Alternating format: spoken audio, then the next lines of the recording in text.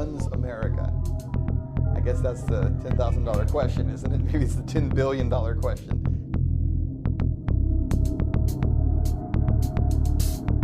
America and most countries of the world really are run by a very small percentage of the population. Not even the President of the United States. It's the money men.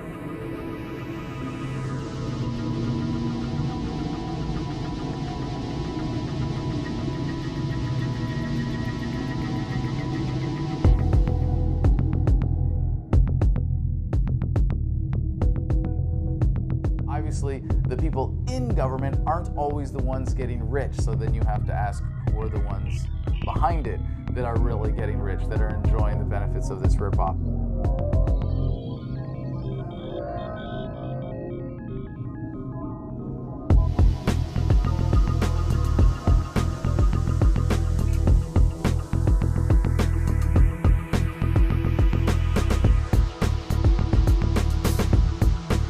What happens if we slice through the back of that system?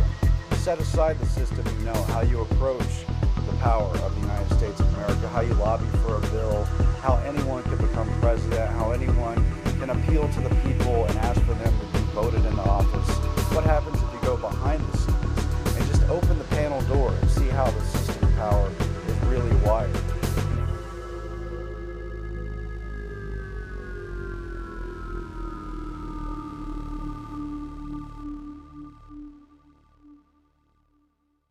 The interests of the American public have no bearing in the direction of the country, in the policy decisions. It doesn't matter which party we're talking about either. Republicans, Democrats, it's all the same thing. There is no voice for the people. I think we're being controlled by a relatively small group of extremely powerful individuals that are pretty much pulling the strings behind both major parties, as well as the economic and financial institutions. We're supposed to have the people being represented by the Congress, and this is a check and balance system. But instead, you have all branches of government owned by major corporations. The folks who run America are the people who operate behind the scenes to make sure that the person who is in the seat of president and Congress and the people who we elect are the people that will do their bidding. I think what you see is what it is, and who runs America are the banks and the multinationals. It's as simple as that as I see it, and they're the ones that have made all the decisions that have put us in the place that we're in now. In 1937, Ferdinand Lundberg, who'd been a writer with the Wall Street Journal and other financial publications, wrote a book called America, 60 Families. And in that book, he documented that the country was being run by an oligarchy of the wealthiest families, including the Mellons and the DuPonts and the Morgans and the Rockefellers and the Warburgs. And he showed that they were running the country as an invisible government behind the democracy that we see upon the surface. In fact, a study by Princeton University has come out saying that the United States is more of an oligarchy than it is a republic or democracy. Why? Because the public has no say in the policies and in the system that's been set up by politicians. Go back to 2008. Financial crisis is going on. Henry Paulson, U.S. Treasury Secretary. Where did he come from? Goldman Sachs, right, CEO. Gets in front of the American people and tells us that he's going to save us little people from the problems we have in the real estate market. But in order to do that, we have to bail out the too big to fails. Too big to fail. 4 words. Shows you who's running the country. Capitalism, there's no such thing as too big to fail. It's fascism. It's a multinational takeover. We bailed out the banks. It's the unseen people that I'm more concerned about, really, because there's got to be someone, somewhere, that creates the agenda that all these people must follow.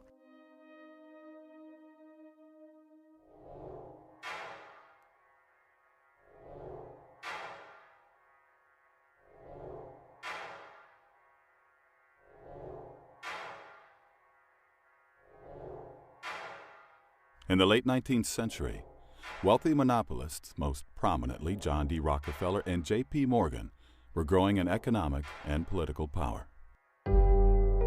Americans were increasingly alarmed at Wall Street's domination of both the Democrat and Republican parties. This led, in the 1890s, to the formation of the grassroots Populist Party. The Rockefeller-Morgan axis decided to distract Americans with a new enemy: Spain. The choice was not coincidental. Spain ruled Cuba, which by the 19th century had become the world's richest colony and largest sugar producer. National City Bank coveted Cuba's white gold as a complement to Standard Oil's black gold. The Yellow Press, led by William Randolph Hearst, New York Journal, began inundating Americans with fabricated tales of Spanish oppression. Spaniards feeding Cubans to sharks, roasting Cuban priests, slaughtering hospital patients where no hospital even existed. The decision to send the Maine to Havana was made at a secret White House meeting of which no minutes were kept. The Spanish government was not expecting the Maine when it sailed into Havana Harbor. Captain Charles Sigsbee, captain of the Maine, said, "It became known to me afterward that the Maine had not been expected, even by the United States Consul General." By what oversight was no one in Havana notified of the battleship's arrival? However, no shooting erupted. The Spanish permitted the Maine to dock. For 3 weeks, the Maine sat in Havana Harbor. In the meantime, the Yellow Press drove anti-Spanish feelings to fever pitch. William Randolph Hearst paid bribes to have the correspondence of the Spanish ambassador spied upon. One letter, critical of McKinley, was stolen and reprinted in Hearst's journal under the headline, "The Worst Insult to the United States in Its History." 2 days later, a horrific explosion tore apart the Maine. 266 men were killed. A U.S. Naval Court of Inquiry attributed the explosion to an external device, but was unable to assign any blame. The Yellow Press had no reservations. The bombing, they claimed, was the work of the Spanish government. Americans were goaded into war with the battle cry, "Remember the Maine." Here, Spain is depicted as a semi-human brute, its bloodied hand on the grave of the Maine, and its foot trampling an American flag. The war was immortalized in American public memory by one-sided naval victories. Teddy Roosevelt and his Rough Riders. And the charge up San Juan Hill. But did Spain really sink the Maine? All Spanish documents reveal that Spain wished to avoid war with America at all costs. Her mostly wooden navy could not hope to compete with the modern U.S. Navy, which consisted increasingly of steel ships. Admiral Cervera, who commanded Spain's Atlantic Squadron, warned his government of our lack of everything that is necessary for a naval war, such as supplies, ammunition, coal, provisions, etc. We have nothing at all. A provocative act against America, such as sinking the Maine, was clearly the last thing desired by the Spanish. But who did want to sink the Maine? Detectives often solve crimes by examining who profited from them. To help finance the war, the Rockefellers' National City Bank loaned the U.S. government $200 million. No income tax then existed. To help repay the loan, a telephone use tax was levied on the American people. It remained in effect for over a century. The loan was negotiated by Assistant Treasury Secretary Frank Vanderlip. After the war, National City Bank made Vanderlip its president. In that capacity, as we will see, he participated in the infamous Jekyll Island meeting, where the Federal Reserve Bank was secretly created. Mark Twain wrote, "When the smoke was over, the dead buried, and the cost of the war came back to the people, it suddenly dawned on us that the cause of the Spanish-American War was the price of sugar." The Rockefeller-Stillman National City Bank benefited most directly from it, for Cuba, soon afterward, became dotted with National City branches, and the Cuban sugar industry gravitated into national cities' hands. The Spanish-American War was the first war that persuaded Americans that the purpose of our military was not just self-defense, that we had to go overseas and fight wars on other people's behalf. And that became a pattern that continued ever since. So without William Randolph Hearst, who championed this and who maybe was one of the people that stood to gain from the new possession, gain from the Spanish-American War, without him and without Hearst newspapers, there would have been no problem with the Maine. The phrase false flag, I think, is becoming more and more familiar to more Americans than it used to be. First time I ever heard that phrase was probably about 20 years ago, and I thought, what does this mean? I think many Americans are still in that category. What does that mean? Well, first off, so people understand what we're talking about with false flags, that goes back to the days of the old sailing ships, and everybody had their country's flag. And the idea was, you know, it took a long time for two sailing ships to approach each other, and so they wanted to get up close so they could attack, and so they would put another country's flag up. You know, say they were pirates, they'd put a British flag up and then get right next to you. Then they'd run up the pirate flag and board your ship. So that's where it became known as a false flag. The event seems to be something other than what it truly is. False flags, when you cover them, first of all, it's a tough term to even use, right? Because as soon as you say false flag, we've started conditioning people to see that as conspiratorial. And when anything's conspiratorial, that means it's not true, right? Because if you listen to most media, a conspiracy theorist or conspiracies are all urban legends, right? They're all myths. When in fact, there are many, many conspiracies all throughout American history and world history. It's not even controversial to say that the United States has used false flag because it's now documented. It's a part of history.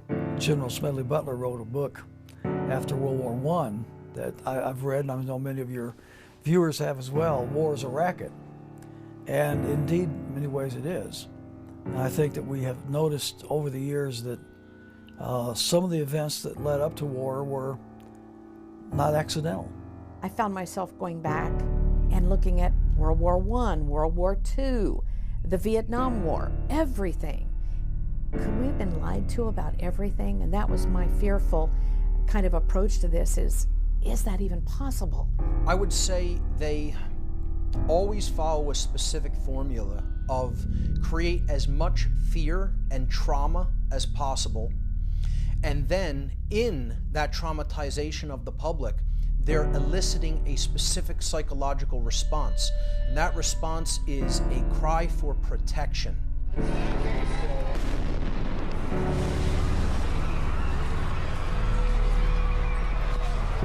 False flags have always been necessary to generate the kind of fear of outsiders or the imagined enemy that governments need in order to support the ridiculous policy of war in the first place. Stage one is brute force. Stage two is staging something or creating an external enemy so that you then become the rescuer and people do what you say out of sheer fear. And then stage three is really getting to the point where you don't even require enemies any longer, where you can simply convince people through psychological manipulation to do the thing that you want them to do.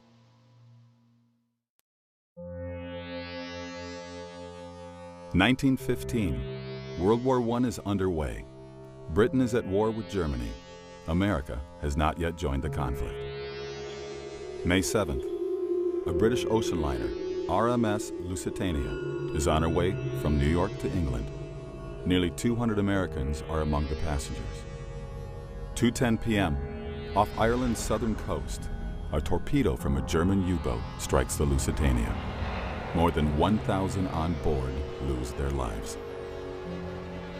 On both sides of the Atlantic, the public is told the Germans sank the Lusitania simply to kill women and children. The tragedy fans outrage and moves America closer to declaring war. In propaganda, Germany replaces Spain as the ape. Because nearly every conflict the U.S. has been involved in the 20th century has been based on a false flag pretext event, and the Lusitania is no different. That's how they got us into World War I. At the time, statesmen, senators, the American people in general wanted to mind their own business. They had a great industrial engine inside the United States. They were able to freely trade throughout the world and had no reason to engage in World War I. It wasn't their business.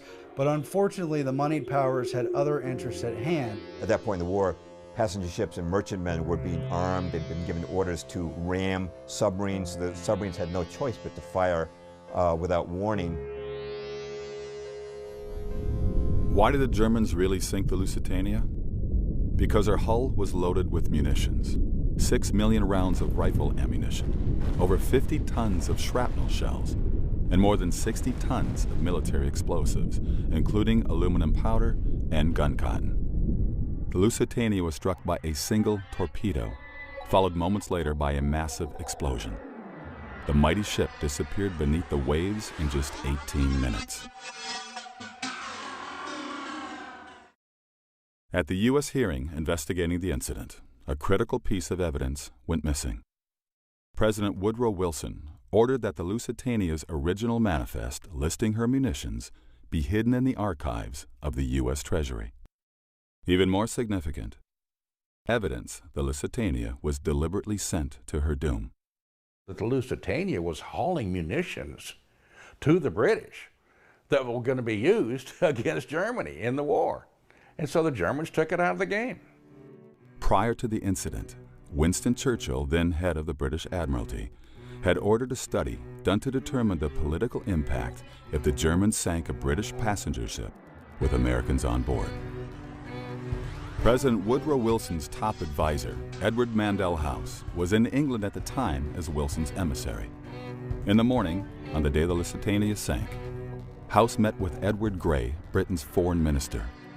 House recorded, "We spoke of the probability of an ocean liner being sunk, and I told him if this were done, a flame of indignation would sweep across America, which would in itself probably carry us into the war." House and Grey then met with King George V at Buckingham Palace. House wrote, "We fell to talking strangely enough of the probability of Germany sinking a transatlantic liner. The king said, 'Suppose they should sink the Lusitania, with American passengers on board.'" That afternoon, the Lusitania was torpedoed. The British Admiralty had been well aware of a U-boat's presence in the South Irish Sea, from decoded intercepts of German naval communications and reports of the sub's activity in that region. Contrary to protocol, no warships were sent to escort the Lusitania, even though 4 destroyers were lying idle in the nearby port of Milford Haven. Commander Joseph Kenworthy, then in British Naval Intelligence, wrote, "The Lusitania was sent at considerably reduced speed into an area where a U-boat was known to be waiting, and with her escorts withdrawn." 2 leading books in this affair are The Lusitania by British historian Colin Simpson and Room 40 by Patrick Beasley. Beasley, considered the leading authority on the history of British naval intelligence, wrote, "I am reluctantly driven to the conclusion that there was a conspiracy deliberately to put the Lusitania at risk, in the hopes that even an abortive attack on her would bring the United States into the war." When the ship was blown up containing American passengers, it became the raison d'entrée into World War I. It was an outrageous and insidious enough event that Americans were reluctantly able to muster themselves and enter the war.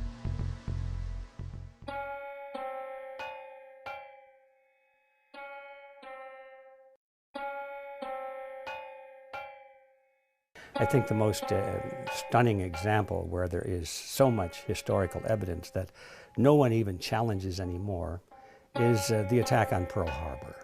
Every time that anniversary comes around, we focus on Pearl Harbor Day because we want people to know the truth and want them to stop buying into the lies. December 7, 1941, the Japanese Navy attacks the United States fleet at Pearl Harbor in Hawaii, sinking or heavily damaging 18 naval vessels and leaving over 2,000 Americans dead. This is the event that propels America into World War II. I had pretty much the same view that most Americans have, and that it was a dastardly attack. As President Roosevelt said, it was a day of infamy, you know. It goes down in history now for having been such a sad, sad time. December 7th, 1941, a date which will live in infamy. The United States of America was suddenly and deliberately attacked by naval and air forces of the Empire of Japan. Congress declares war, but the public wants to know why America was caught off guard. President Roosevelt appoints a commission to answer this question. The Roberts Commission was headed by Owen Roberts, a Supreme Court justice friendly with Roosevelt. The Roberts Commission declared that Washington officials had discharged their duties in an exemplary fashion. The fault for Pearl Harbor, it concluded, lay with their commanders in Hawaii, Pacific Fleet Commander Admiral Husband Kimmel and General Walter C. Short, the Army commanders in Hawaii. It's alleged these men failed to take adequate defensive and surveillance measures. The words dereliction of duty blazed on headlines across the country. Kimmel and Short were flooded with hate mail and received multiple death threats. It was claimed their negligence caused the deaths of thousands of Americans. Some members of Congress said the pair should be shot. Kimmel and Short, however, protested the Roberts Commission findings. Roberts had run an unusual hearing. Initially, evidence was heard without being recorded. Statements not made under oath. Kimmel and Short were denied the right to question witnesses or have fellow officers serve as legal counsel. The Commission's report omitted significant testimony. But we know behind the scenes that FDR knew quite a bit more. He was warned. And even behind that, FDR's shadow cabinet of advisors in the Council on Foreign Relations were provocating things behind the scenes. The American people were never meant to know the truth. In 1944, a congressional resolution mandated the trials. That August, the Navy Court of Inquiry and the Army Pearl Harbor Board convened. At these proceedings, the attorneys for Kimmel and Short presented proof that Washington had complete foreknowledge of the Pearl Harbor attack, but had withheld this information from the commanders in Hawaii. We needed one thing, which our own resources could not make available to us. That vital need was the information available in Washington from the intercepted dispatches, which told when and where Japan would probably strike. It is my conviction that action by the Navy Department at any one of these significant dates in furnishing me the information from the intercepted messages would have altered the events of December 7, 1941.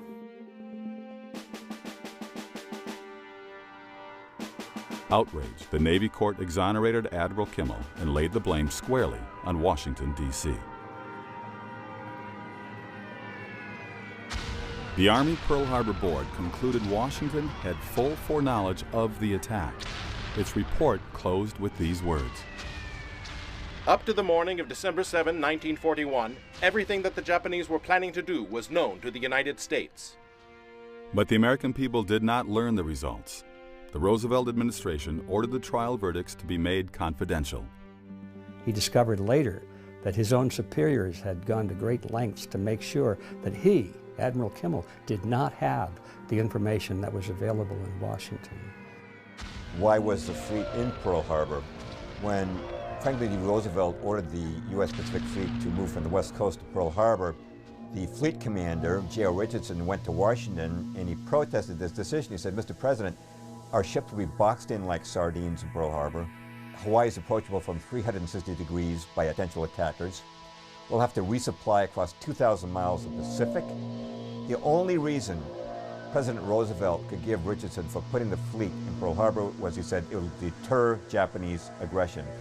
Well, as of December the 7th, 1941, everyone knew that putting the fleet in Pearl Harbor did not deter Japanese aggression.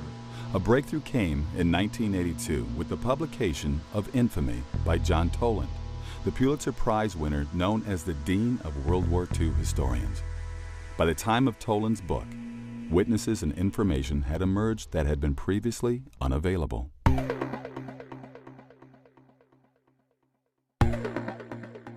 How did Washington know Pearl Harbor was coming? First, through decoded diplomatic messages. The Japanese used a code called Purple to communicate with their embassies and major consulates. Its complexity required enciphering and deciphering by machine.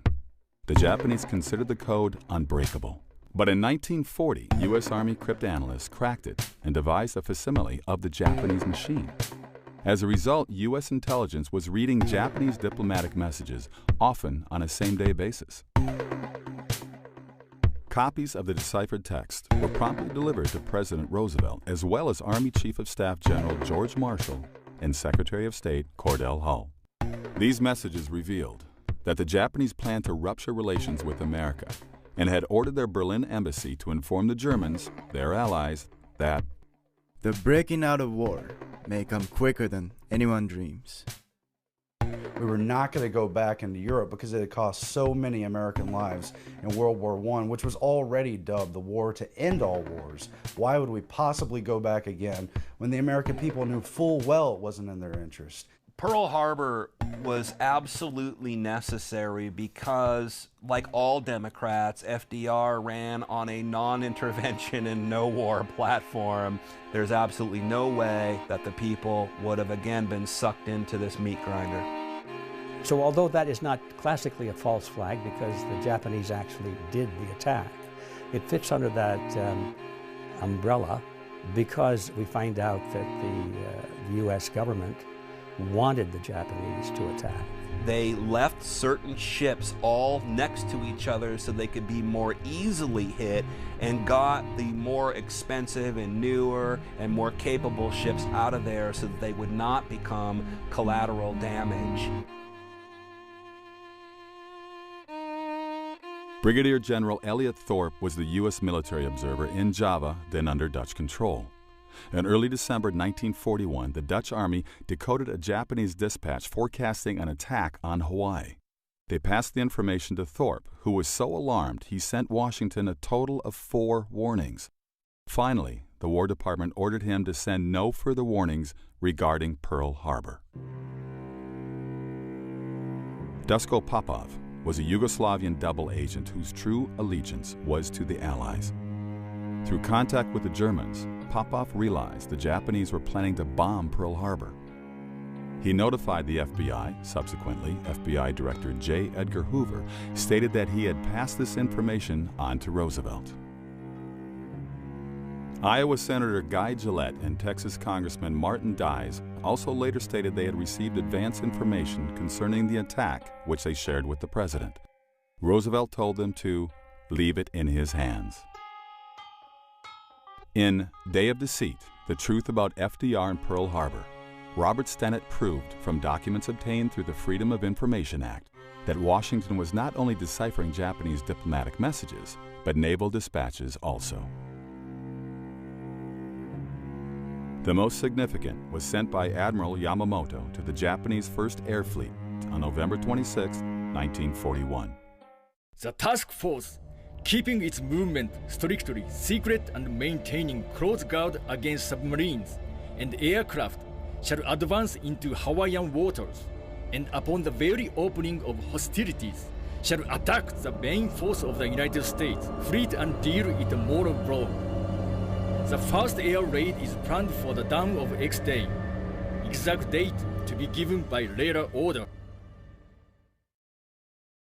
Whether we're looking at something like Pearl Harbor, which is now an admitted false flag event, or it's an event that was clearly allowed to occur, it was known about and no action was taken to prevent it or stop it.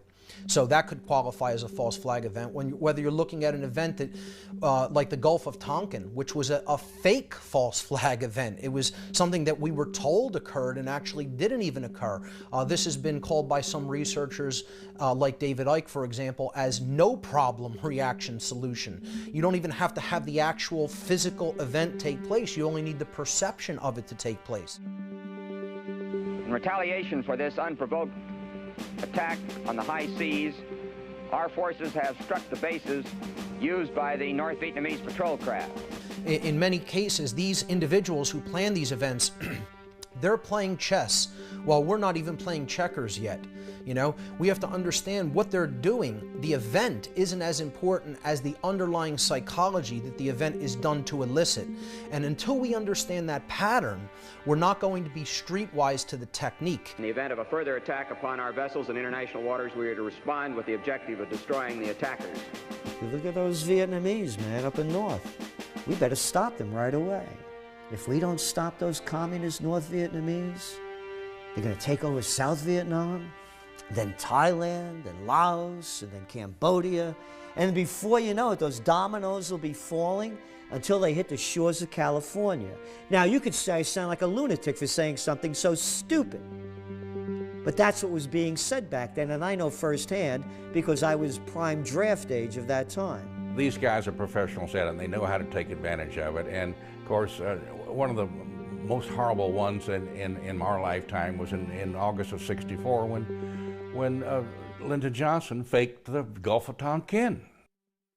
In 1964, Congress passed the Tonkin Gulf Resolution, authorizing President Lyndon Johnson to escalate the Vietnam War, to which he committed hundreds of thousands of troops.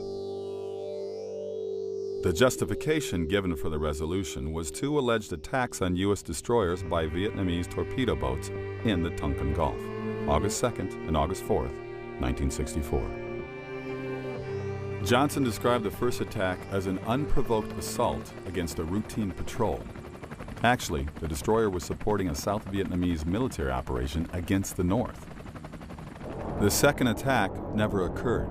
Admiral James Stockdale, recipient of the Congressional Medal of Honor, was then a pilot stationed in the Tonkin Gulf. Later shot down, he spent 7 years in a POW camp. After returning home, he summarized his experiences in his book, In Love and War. Stockdale was called to the scene of the alleged August 4th attack, but saw no Vietnamese boats during 1.5 hours of overflight. Well, I was over those destroyers for over an hour and a half, below 1,000 feet, lights off, watching everything they did. I could hear them chit-chatting on the radio, the Maddox and the Joy. They seemed to have some intermittent radar targets. I took it upon myself to get out there where they thought a boat was and try to kill it if they didn't. But it was fruitless. And I'd go down there and there was nothing. I felt it was a bad portent that we seemed to be under the control of a mindless Washington bureaucracy, vain enough to pick their own legitimacies regardless of the evidence. Today, very few people dispute that the Tonkin Gulf incident didn't take place. Later, it was revealed that the Tonkin Gulf Resolution was written before the alleged incident. The document was simply awaiting on an excuse to activate it. The whole Gulf of Tonkin incident, a lie by slimy little people like Robert McNamara and LBJ. And every one of those people knew it was a lie, and they sacrificed the lives of 60,000 American boys, destroyed the lives, limbs, and minds of hundreds of thousands of others, killed over 3 million Vietnamese, napalmed it, Agent Oranged it on lies. They died in a just cause for defending freedom, and they will not have died in vain. The main justification currently given for the Iraq War, bringing freedom and democracy to the Iraqi people, was not the original reason presented. The next mushroom cloud you see, maybe one of Saddam Hussein's weapons. You remember that one? Last November 8th, this council passed Resolution 1441 by unanimous vote. The purpose of that resolution was to disarm Iraq of its weapons of mass destruction. It was claimed Saddam Hussein possessed weapons of mass destruction, or WMDs, threatening world security. This council placed the burden on Iraq to comply and disarm, and not on the inspectors to find that which Iraq has gone out of its way to conceal for so long. There is only one truth, and therefore I tell you, as I have said on many occasions before, that Iraq has no weapons of mass destruction whatsoever. After the invasion, Chief U.S. Weapons Inspector David Kay acknowledged months of searching had turned up no weapons of mass destruction in Iraq. In his opinion, they hadn't existed there since the 1991 Gulf War. Why aren't there any war crime tribunals for these people? Who knew what when? Either you are with us or you are with the terrorists. In an interview with Scott Ritter, who was the UN's chief weapons inspector in Iraq, who affirmed that there were no weapons of mass destruction in Iraq after the original Gulf War of 1991. Weapons of mass destruction, I thought, you know, who could believe this? I mean, who's believing this yellow cake from Niger story and the whole thing? And still no accountability for the fact that we went into another country looking for weapons that weren't there, and we killed 500,000 people. One thing that the Bush administration did a very good job of, with the help of media, was to shift the focus away from any reality of weapons, terrorism. So what they did was the administration immediately shifted to, we're bringing democracy. Now look, part of the reason we went into Iraq was, the main reason we went into Iraq at the time was we thought he had weapons of mass destruction. It turns out he didn't, but he had the capacity to make weapons of mass destruction. But I also talked about the human suffering in Iraq. And I also talked the need to advance a freedom agenda. And still to this day, there are people, especially neocons, who believe that argument. That all these wars that we've had in the Middle East, which have again turned the Middle East into chaos, that have handed it over to Al-Qaeda so that we can go back, I guess, and fight them again later there, it was done so that freedom could come to an oppressed people. Colin Powell, who made such definite assertions before the UN, has admitted his claims were based on faulty intelligence. The little lying Colin Powell putting up phony information in front of the UN. These are Saddam Hussein's mobile weapons of mass destruction labs. It's one lie after another. Looking at these wars, Spanish-American, World War II, Vietnam, and Iraq, one could soundly argue that in each war, American involvement was based on a deception, false pretext, or to put it charitably, mistaken pretext. One lie after another. Keep pouring them out. These are sick people and nobody wants to call a spade a spade. Could this really be one giant coincidence? Patterns of this scale generally do not happen by accident. To find the answer, deeper questions remain. When our country was founded, it was founded by an elite group. The founding fathers were the educated ones, the ones who had land, the ones who'd studied in Europe, the ones who'd read history and philosophy. And thank God it was that way.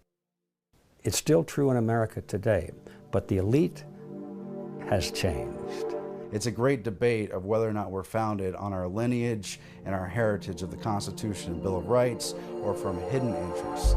Who runs the country? Well, the political parties run the country, but we all know the political parties actually don't do anything on their own. I think the reality is that we're probably ruled, for the most part, by an oligarchy. The people still elect members of Congress, but beyond that, once someone is in Congress, the special interest groups take over, the lobbying firms take over, very wealthy families take over, and the people have absolutely no voice.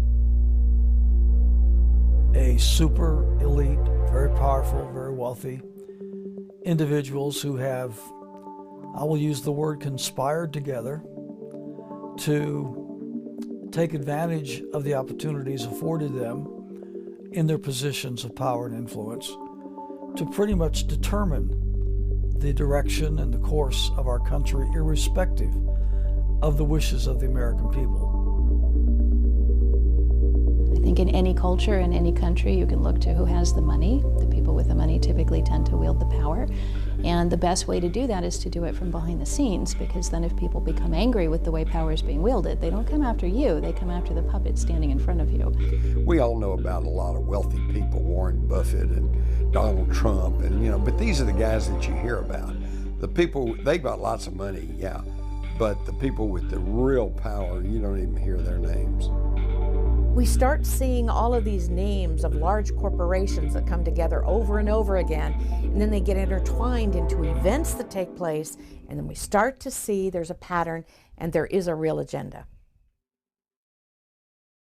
In America's 60 Families, Ferdinand Lundberg wrote, "The United States is owned and dominated by a hierarchy of its 60 richest families, functioning discreetly in a de jure democratic form of government, behind which a de facto government, absolutist and plutocratic, has gradually taken form. This de facto government is actually the government of the United States, informal, invisible, shadowy."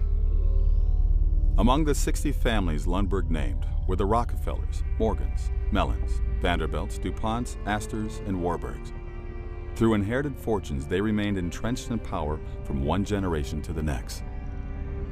These families frequently acted in concert to pre-select presidential candidates of both Republican and Democratic parties, and, as Lundberg documented, acquired sweeping ownership of America's major newspapers. For the last several decades, let's admit, the powers that be have pretty much been the ones that have really made the decisions irrespective of the will of the American people. This power structure has been called the establishment. Syndicated columnist Edith Kermit Roosevelt, granddaughter of President Theodore Roosevelt, described it. Establishment is a general term for the power elite in international finance, business, and government, who wield most of the power regardless of who is in the White House. Most people are unaware of the existence of this legitimate mafia, yet the power of the establishment makes itself felt from the professor who seeks a foundation grant to the candidate for a cabinet post or State Department job. It affects the nation's policies in almost every area. In America, in principle, power is supposed to belong to the people.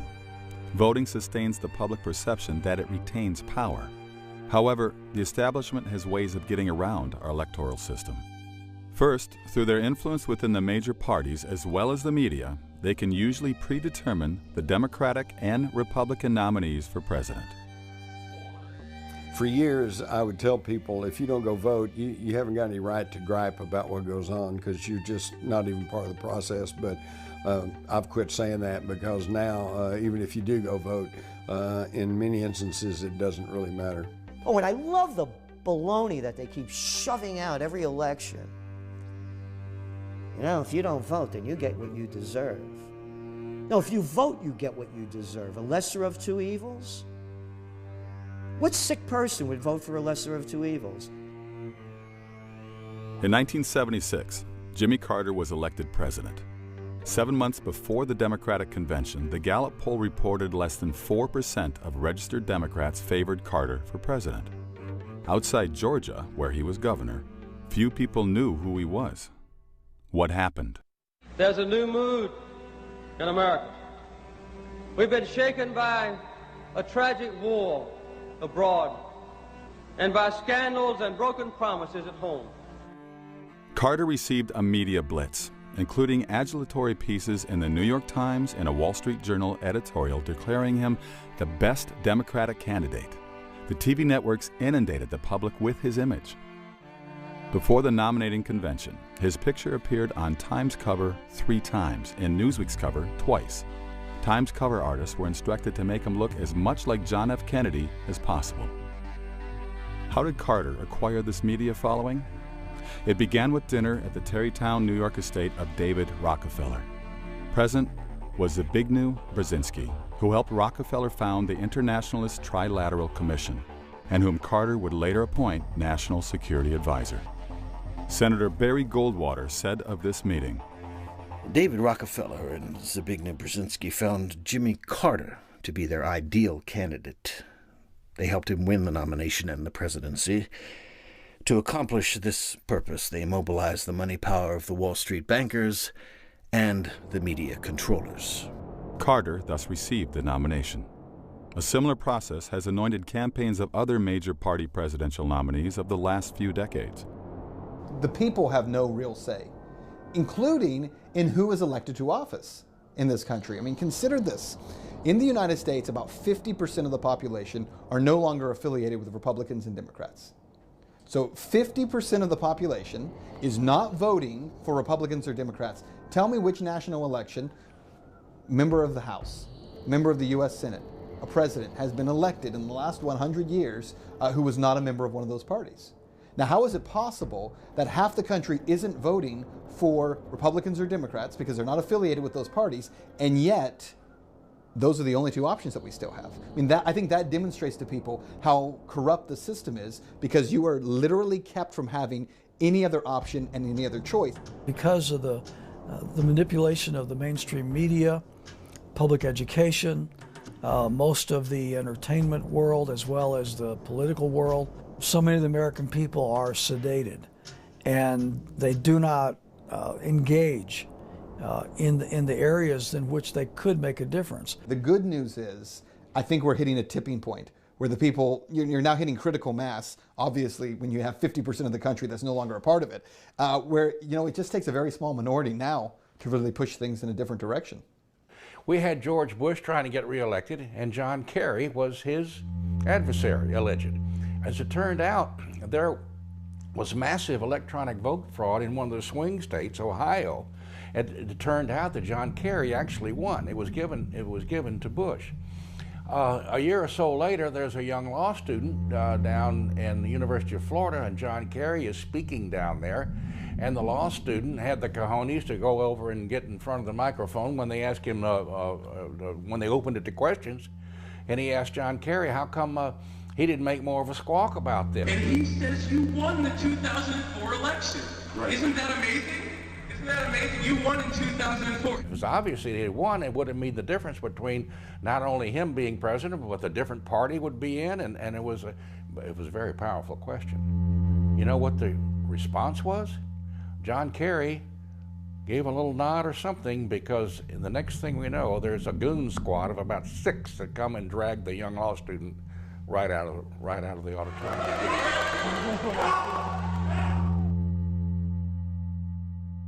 However, the establishment has an even more powerful means of influencing the will of the people. The most important is the Council on Foreign Relations, or CFR, headquartered in New York City. Though virtually unknown to the public, the Council dominates cabinets of both Republican and Democratic presidents. When you look at where the wires are connected to the centers of power, you will find again and again that places like the Council on Foreign Relations don't just float ideas, they provide solutions. You often find members of the Council on Foreign Relations being appointed to various positions in government or industry, for that matter, and you see them in the revolving door going back and forth between business and regulatory agencies and stuff like that. The big question is, how substantive is the CFR on global affairs? Since its founding in 1921, the CFR has produced 21 Secretaries of War and Defense, 19 Treasury Secretaries, 18 Secretaries of State, and 16 CIA Directors. And what is the Council's goal? The Council on Foreign Relations is a fairly interesting entity to me. And the reason for that is because they have so many members of the CFR who are in media. I think the CFR exerts tremendous influence over our government, our media, and our centers of education, more so than most people would want to admit. The Council on Foreign Relations is a very important nexus point, but it's just a vehicle for the larger aims of those who have an agenda. But it's an important vehicle. It's a ring of power that is an engine to encircle the whole world. You know, once in a while there'll be a spokesperson on major media, and he'll be introduced as such and so, and they'll give credentials, and then they'll mention a member of the Council on Foreign Relations. But that just, it sounds so innocuous, it just passes, oh, it's some council that deals with foreign policy, so people don't remember that.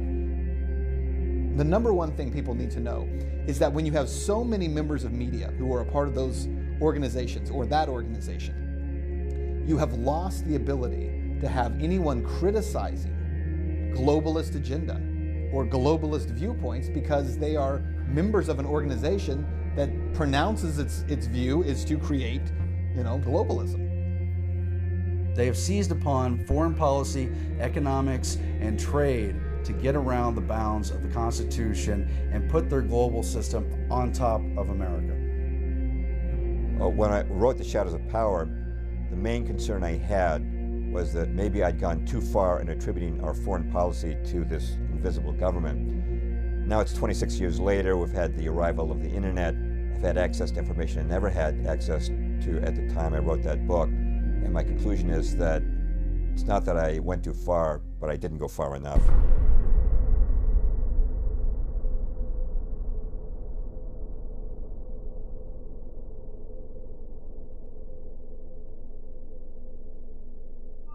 When the Council on Foreign Relations was formed, and the decision was made at a dinner at the Majestic Hotel in Paris in 1919, after the bankers got the word that the Senate had rejected the Versailles Treaty, so we weren't going to become embroiled in the League of Nations. So there was an organization created. It was in Britain, it was the Royal Institute of International Affairs. In America, it was the Council on Foreign Relations, like sister organizations. These roundtable groups were put into formation to steer nations and steer their policies, rather than control them overtly through direct leadership. They worked through secret maneuvers. The Cecil Rhodes Secret Foundation Trust had been involved not in nation building, but in nation manufacturing in the southern part of Africa. And now they wanted the entire world. Now, how do they control American government policy? The number one way is by serving as a recruiting ground, the recruiting ground for cabinet level positions. You've probably noticed that a lot of people in U.S. cabinets come from the big multinational corporations. How does that happen? Well, the Council on Foreign Relations will invite executives from Citibank or Exxon or Halliburton or Bechtel into the council. They'll attend maybe a study group, attend some dinners, hear some speeches by people like Henry Kissinger, Zbigniew Brzezinski. Now they become experts on policy, and now you see them showing up in the State Department or another major department. When you have one organization controlling the cabinet with a uniform viewpoint, whether the president is Republican or Democrat, naturally you're going to get uniform policies. Here are some of the prominent members of the CFR, Council on Foreign Relations. George Herbert Walker Bush, Bill Clinton, Sandra Day O'Connor, Dick Cheney, Les Aspin, Colin Powell, Robert Gates, Brent Scowcroft, Jesse Jackson Sr., Mario Cuomo, Dan Rather, Tom Brokaw, David Brinkley, John Chancellor, Marvin Kalb, Diane Sawyer, Barbara Walters, Cyrus Vance, Paul Volcker, Henry Kissinger, George Shultz, Bruce Babbitt, Howard Baker, Samuel Berger, Elaine Chao, Dianne Feinstein, Ruth Bader Ginsburg, Chuck Hagel, Gary Hart, John McCain, George Mitchell, Bill Moyers, Jay Rockefeller, Donna Shalala, Strobe Talbot, Fred Thompson, Robert Zoellick, Richard Nixon, Hubert Humphrey, George McGovern, Gerald Ford, Jimmy Carter, John Anderson, Walter Mondale, Michael Dukakis, Al Gore, John Kerry, on and on. I mean, you notice first of all that you're talking Republicans and Democrats, conservatives and liberals. You're talking people in every area of government and news media. You're talking education establishment. You're talking basically the key establishment institutions of the country are all infiltrated with Council on Foreign Relations members. Why is this institution so powerful that no matter whether it's a Republican or a Democrat in the White House, they are going to fill their administration with members of the CFR? Admiral Chester Ward, former Judge Advocate General of the U.S. Navy, was a CFR member for 16 years. Before resigning in disgust, he stated the Council's objective. Submergence of U.S. sovereignty into an all-powerful one-world government. This lust to surrender the sovereignty and independence of the United States is pervasive throughout most of the membership. This is a man who was also invited to become part of the CFR and was a member for a few years until he recognized what the CFR was all about. After finding that out, he withdrew his membership from the CFR, and then he did his best to inform the American people as to what the CFR was all about. The Council's journal, Foreign Affairs, has pushed for world government for over 90 years. In its first year of publication, 1922, it declared, Obviously, there's going to be no peace or prosperity for mankind so long as it remains divided into 50 or 60 independent states. The real problem today is that of world government. When you put all of that together, you recognize that the CFR, the Trilateral Commission, is nothing more but an elaborate attempt to, as they say themselves, make an end run around national sovereignty, diminish the independence and autonomy of the United States, and merge it into this global governing institution that they, of course, foresee themselves running.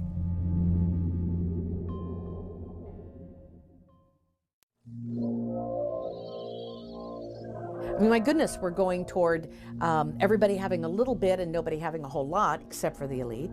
And we're going towards seeing all of our jobs taken away and put into another country. That's your world government for you. That's not benefiting the people in this country. So I absolutely, you know, I abhor the idea of world government. And I'm afraid that what we're going to see is the demise of many of our countries in the attempt to formulate this one big structure. And it's obvious to see, okay, there are these very rich and powerful people meeting at, under the guise of the CFR or the Bilderberg Group or a bunch of other things. But it really doesn't matter. The fact is the superclass exists. That's the problem. So whether it's a Brussels, whether it's a World Trade Organization, whatever it might be, it's still built on the premise of how do we steal the most amount of money that we can, put it in the hands of the fewest, and tell everybody else what to do. It's not primarily driven by political ambition, it's driven by economic ambition. And just the fact that I mentioned that might change the flavor of the conversation, because talking about economics is a little bit different than just talking about politics. And one of the reasons, again, that the American experiment here is not working too well right now as far as Congress is concerned is because Congress is not an economic animal, it's a political animal. What is world government? Simply stated, one regime ruling the planet. I don't think anything's intrinsically wrong with the one world government. In fact, I think obviously we are just one humanity, and eventually we're going to get to that. You know, I can see perfectly well that there'll come a time when somebody's going to say, hey, where are you from? You're going to say, I'm from Earth. Okay? But the problem is, are we going to do this voluntarily? And are we all going to agree that we're going to have a world government and that we all have some sort of representation and the thing's done equitably and fairly, you know? Or are we going to have a handful of wealthy, egotistical, sometimes psychopathic people who want to control the world, who are going to foist it off on us? And unfortunately, this is what's happening right now.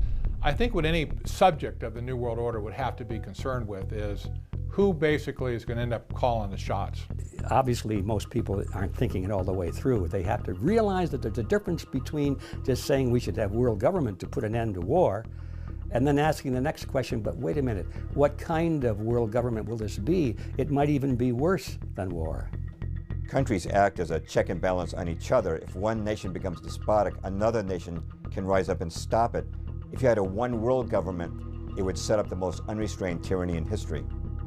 Already in the United States, with a population of over 300 million, you may be able to meet your representative, but your likelihood of knowing your representative as an average citizen is next to nothing. You may not even know who he or she is. It only works in utopia. And so while this is something we might all strive for, without a massive shift in global consciousness, it's impossible. Such a development is less remote than it may sound at first. It is being established progressively now. Modeled in Europe, where once mighty nations that oversaw empires such as Britain and Spain are becoming more like provinces of the European Union. Parliaments of EU countries grow increasingly subservient to the European Parliament. Laws are becoming more uniform throughout the Union. National currencies are consolidating into the euro. The European Court of Justice can issue arrest warrants against citizens of member countries. Advocates of world government are planning a universal version of the EU model for the entire planet. When you give up your identity as an individual nation, what you're essentially doing is giving up the identity of your people and the individuals within your society. Now they're just part of this kind of globalist worldview, and they don't have value anymore. So when we see what's happening in the Veneto region, when we see Scotland now saying that they are looking for independence, when we see Catalonia saying they want independence, if you believe in individual liberty, you should celebrate those movements, because what those entities are essentially saying, as people, as individuals, we believe that we're more than just a member of your larger European Union, your larger global union, and instead we want to be able to create goods and services, be paid for our labor, be paid for our work, and if we have to pay taxes, we should see a return on those taxes within our own communities. In a globalist world, you never see that return. Globalists justify world government by promising peace and prosperity. Their traditional argument has been that nothing is worse than war. And wars occur because the world is divided into nations who keep fighting. They say if we replace nations with a world government, war would end. And mankind would live as one happy family in peace and prosperity. However, this pretext is flawed. Rudolf Rummel, Professor Emeritus of Political Science at the University of Hawaii, published a study demonstrating that in the 20th century, 6 times more people were killed by their own governments than by wars. In other words, wars are not the deadliest thing. Governments are. What we know from the 20th century, that in nation after nation after nation, governments that became extraordinarily powerful had a very disconcerting tendency to kill their population. So you can look, for example, at the Soviet Union. Under Stalin, 60 million people killed. You can look at China under Mao Zedong. Some estimates say well over 100 million people killed. Some even say 200 million people killed. You can look at Nazi Germany as the example that probably most viewers are familiar with. Example after example, even ones that most people haven't even heard of. The problem with world government is the same problem as with any government. Government is controlled by force. The more you concentrate that power, the worse it is. You could make the case that world government might be only as bad as local government, but obviously the bigger, the more concentrated that exploitation racket becomes, the greater chance there is for corruption. All human authority is jurisdictional and limited. So whenever you violate that and you create a regional government and then a multi-regional government and then a global government, by very nature you have squelched and expunged the fundamental tenets and principles of liberty, natural rights, freedom, sovereignty under the states, individuals. It's all gone. If we had a world government, who would run it? Globalists like to point out that international alliances have defeated dictators like Saddam Hussein. But what if a man like Hussein took over a world government? Today, if a tyrant enslaves a nation, its people may hopefully escape to another country. But if a dictator ruled a world government, where could anyone escape? America's founding fathers recognized the dangers of concentrating power. They therefore split government power into 3 branches. In the Founding Fathers' original vision, the power of the entire federal government would be held in check by the states. Decentralization of power has spared Americans the oppression of totalitarian dictatorships that other nations have known. James Madison, known as the father of the U.S. Constitution, said, "The accumulation of all power, legislative, executive, and judiciary, in the same hands may justly be pronounced the very definition of tyranny." If we follow the money to see who is behind the Council on Foreign Relations, it becomes clear that the U.S. foreign policy establishment is intimately linked to Wall Street and the banking establishment. Americans know they have inflation. In 1962, a postage stamp cost 4 cents. Today, 49. A candy bar cost a nickel in 1962, now around $1. Since 1913, the dollar's purchasing power has declined over 95%. Inflation is not inevitable. This graph depicts American price levels since 1665. There was no net inflation for the first 250 years. Inflationary blips occurred as during the American Revolution, War of 1812, and Civil War, when the United States printed large quantities of money to pay for those conflicts. Increasing the supply of money diminishes its value, making prices rise. But notice after the wars, money always returned to its normal value. A dollar was worth the same in 1900 as 1770. During World War I, our currency inflated, but instead of resuming to its normal value afterwards, American dollars, stable for 250 years, began rapidly and permanently losing value. This change came from one factor: creation of the Federal Reserve Bank in 1913. The Federal Reserve is the most important part of the American government's racket of exploitation, and that's important to remember, that it's not about the wars, it's not about the police state, it's not about the business regulations. Those are all how. The why is power and money. Time to pay attention, because the Federal Reserve has taken over the engine of the country and completely made it subservient to interest other than the actual country. First off, it's not federal, and second off, it has no reserves. Okay, so the whole thing's a fraud to begin with. The Constitution gives the Congress the power to coin money, but we've lost that by giving our power to a private corporation. Janet Yellen is current chairman of the Federal Reserve Board. She was preceded by Ben Bernanke and Alan Greenspan. The Fed chairman has been called America's economic czar, largely because the chairman and board set U.S. interest rates, which impacts the stock market. If interest rates rise, CDs and other interest-bearing securities appear more profitable, causing money to flow away from the riskier stock market. However, when interest rates fall, investors tend to favor stocks. Janet Yellen, the Fed chair, the new Fed chair, is going around saying that she will continue these policies of this quantitative easing, as it's called, which is essentially just the printing of money. And they're going to continue it until they can get the unemployment rates down. And she gives examples. She's talking like a president now, giving examples of the young woman that she's met in this community who struggles because she works multiple jobs. She's a single mom, and it's very difficult for her. Yeah, well, I'm sure it is difficult for her. But what no one ever tells you in media is that the reason that we have so many people struggling in this country is due in large part to the Federal Reserve Bank. People who are closest to the money are the ones who get the greatest benefit.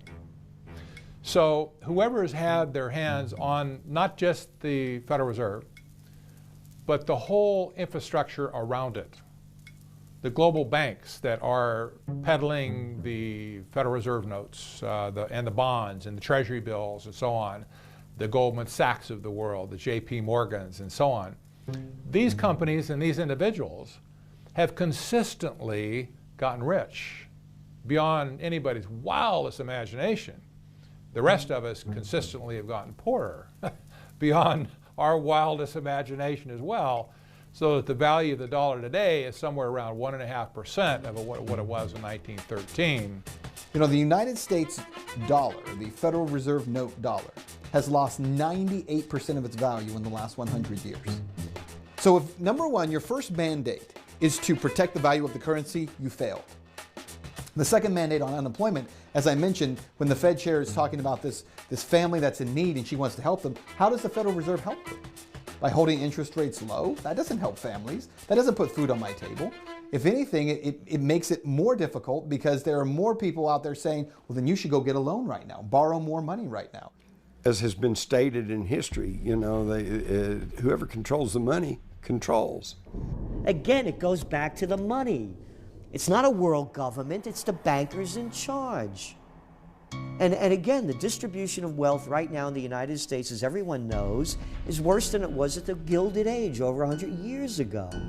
They are creating currency out of nothing with absolutely no value to it, promising us that, number one, this will lead to greater wealth across the nation, which it's proven it cannot do. And number two, it will also create employment, which it cannot do. The Federal Reserve has the power to issue and create currency, but this gives it an inside track to give money at very low, if any, interest rates to its member banks, to the members of the oligarchy who control that bank. Meanwhile, it loans money to the country at interest, making incredible profits and making certain that the United States can never be sovereign again so long as the Federal Reserve exists. Thomas Jefferson, in a letter to one of his friends after he was out of office, he said, whenever public servants are paid by something other than what the people produce, the roles of master and servant are reversed. With the central bank, everything becomes consolidated in the hands of the few. Goes back to, again, 4 simple words. Too big to fail. Central banks, look what they've done. They're robbing the people right in front of everybody's eyes as we speak. The Fed was established when Congress passed the Federal Reserve Act in 1913. The original legislation was introduced by Senator Nelson Aldrich, a frontman for the banking community. Few Americans today recognize his name. Nonetheless, many have heard of Nelson Rockefeller, who was Gerald Ford's vice president and long New York's governor, one of America's richest men. His full name? Nelson Aldrich Rockefeller, named for his grandfather, Nelson Aldrich. Aldrich's daughter married John D. Rockefeller Jr., and his son Winthrop became chairman of the Rockefeller's Chase National Bank. When Nelson Aldrich spoke on Capitol Hill, insiders knew he acted for the Rockefellers and their allies.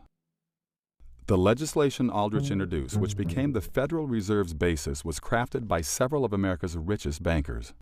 At a secret 9-day meeting in 1910 on Jekyll Island off the Georgia coast.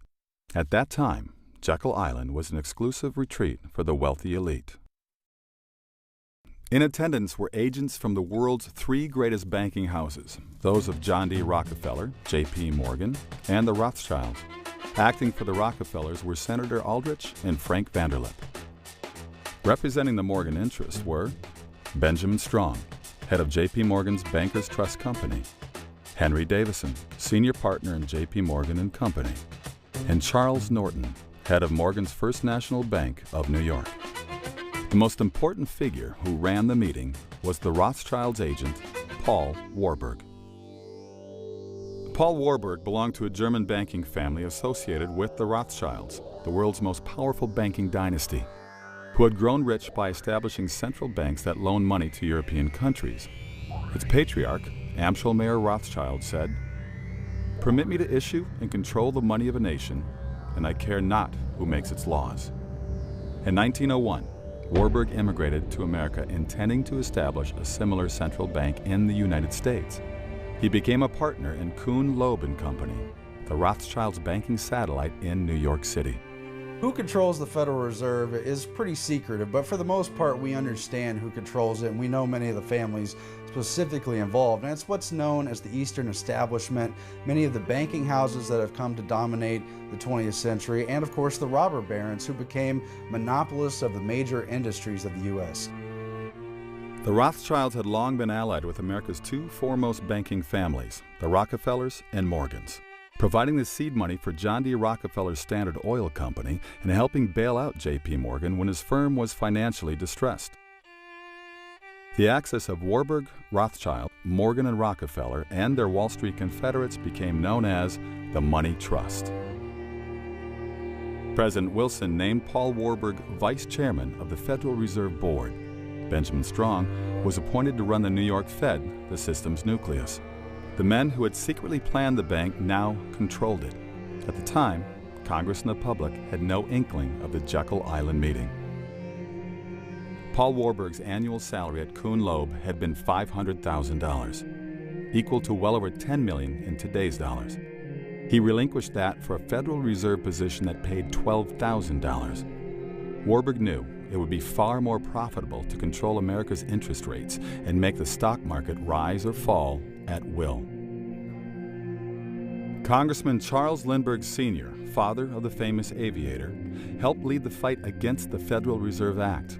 In 1913, he declared on the floor of the House, "This act establishes the most gigantic trust on earth.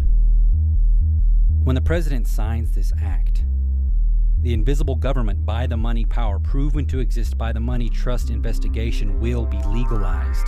The money power overawes the legislative and executive forces of the nation. I have seen these forces exerted during the different stages of this bill. From now on, depressions will be scientifically created. The new law will create inflation whenever the trust wants inflation. If the trust can get a period of inflation, they figure they can unload stocks on the people at high prices during the excitement, and then bring on a panic and buy them back at low prices. The people may not know it immediately, but the day of reckoning is only a few years removed. The day of reckoning, Lindbergh predicted, came with Black Thursday and the great crash of 1929. The crash wiped out millions of small investors, but not the money trust. Warburg, Rockefeller, Morgan, Bernard Baruch, and other top insiders had already exited the market. Although friendly biographers attribute their perfectly timed departure to their fiscal wisdom, fiscal foreknowledge of the Federal Reserve policy they controlled rigged the game in their favor. The Federal Reserve nearly doubled the discount rate between January and August of 1929. The bankers also pressured stocks down by heavily selling the market short and massively calling loans on investors who had borrowed to invest in stocks, forcing the borrowers to sell stock to repay the loans. These tactics converged, generating a snowballing panic that would bring the entire country into the greatest financial depression since the Civil War. Congressman Louis McFadden, chairman of the House Committee on Banking and Currency from 1920 to 1931, had this to say. It was not accidental. It was a carefully contrived occurrence. The international bankers sought to bring about a condition of despair here, so that they might emerge as rulers of us all. Afterwards, the money trust returned to the market, exactly as Congressman Lindbergh predicted. They bought up stocks that once sold for $10 per share at $1 per share, widening their ownership of corporate America.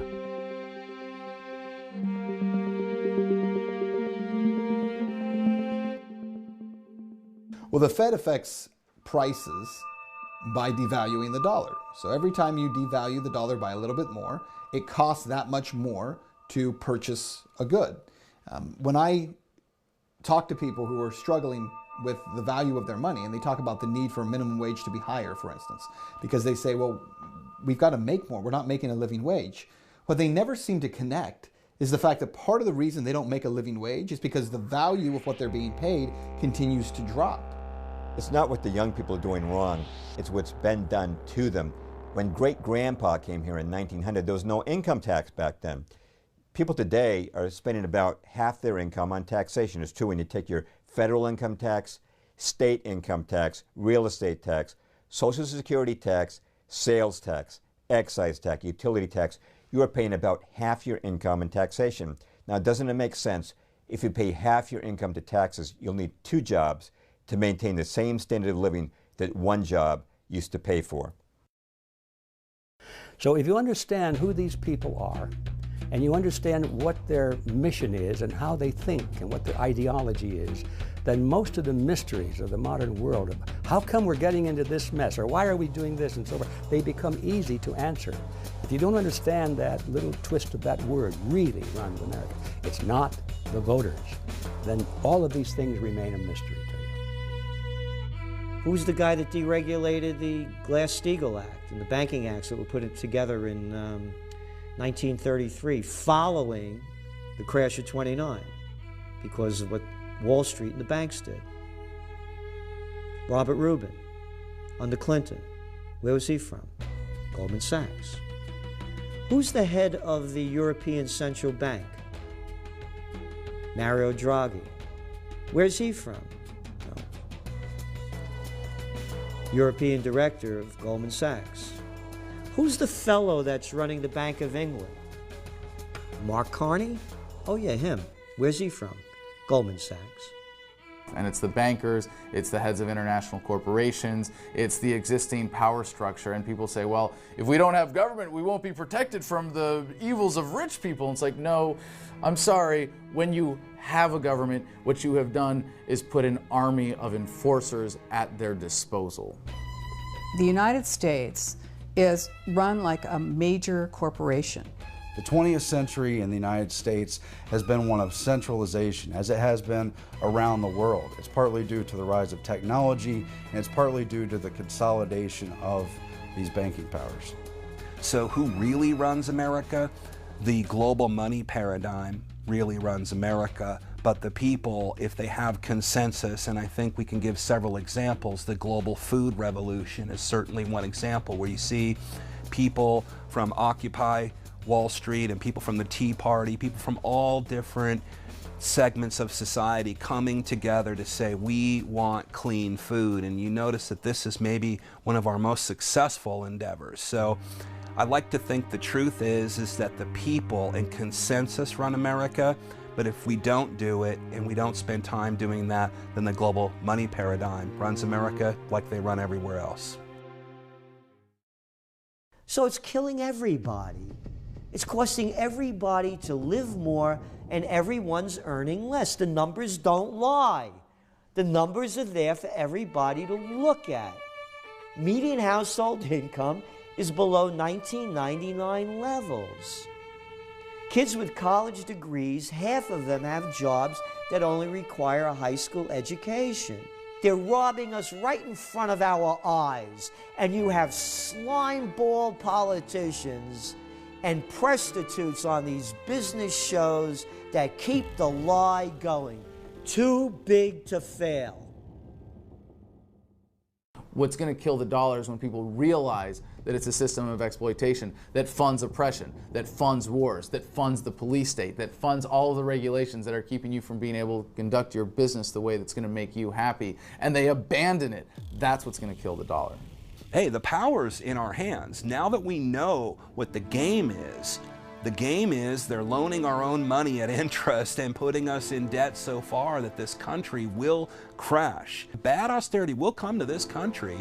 This is right off the IMF's, World Bank's plans to go in and wreck countries. The chickens have come home to roost. But don't call for the end of the Fed unless you have a pretty clear idea, some kind of consensus of what we're going to have in its place. The Federal Reserve itself does not have absolute autonomy to act as it wants within the global system. It acts according to the international body of the Bank for International Settlements. The Federal Reserve, by default, inherits some of that secrecy, if you will. And we'll never know what happens, what really goes on inside the Bank for International Settlements, much less the Fed. What can be done about it? Well, not a whole lot unless Congress gets off their hands and does something about it. The most significant mechanism for forcing the US dollar on the American people and on the world as the world reserve currency is through requiring it for payments of taxation. And you can't pay your taxes even if you're engaging in barter. You're supposed to be reporting all of that. You're supposed to be paying your taxes in US dollars. So there's an inherent demand for that. There are certain things you can only use dollars for, and therefore it becomes the dominant currency.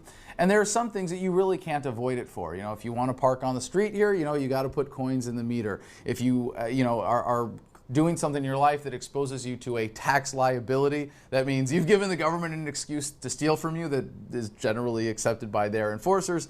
Yes, I understand there's no way around it, but there's a very simple way that you can opt out of the system by doing as much as your economic transactions as possible in non-dollar denominated currencies, either gold, silver, or what's really exciting now that's opening things up is cryptocurrency, Bitcoin being just the first of many.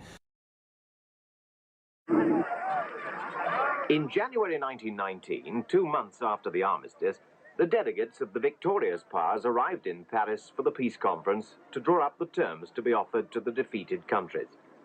In all, the representatives of 27 nations attended that conference. Who did Wilson appoint to head the American delegation to the peace conference? Paul Warburg, who he'd also named vice chairman of the Federal Reserve.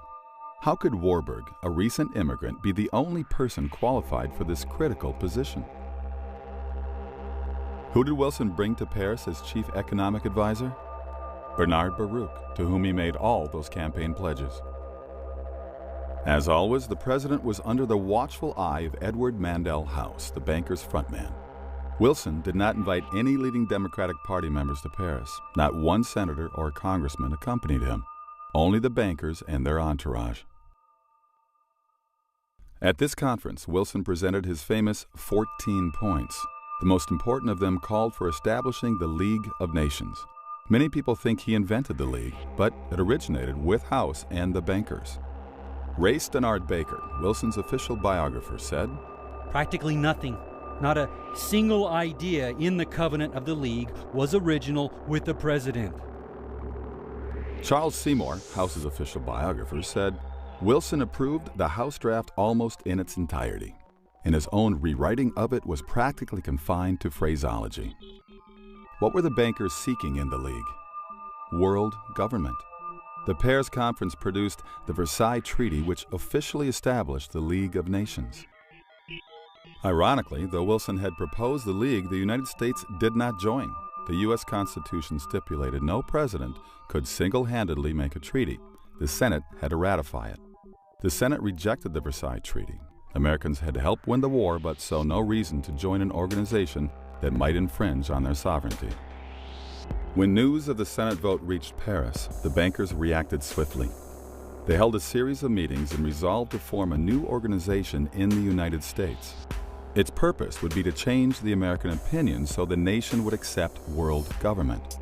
In 1921, that organization was incorporated in New York City as the Council on Foreign Relations. The Council's original roster reveals that most members were bankers or lawyers affiliated with J.P. Morgan and Company.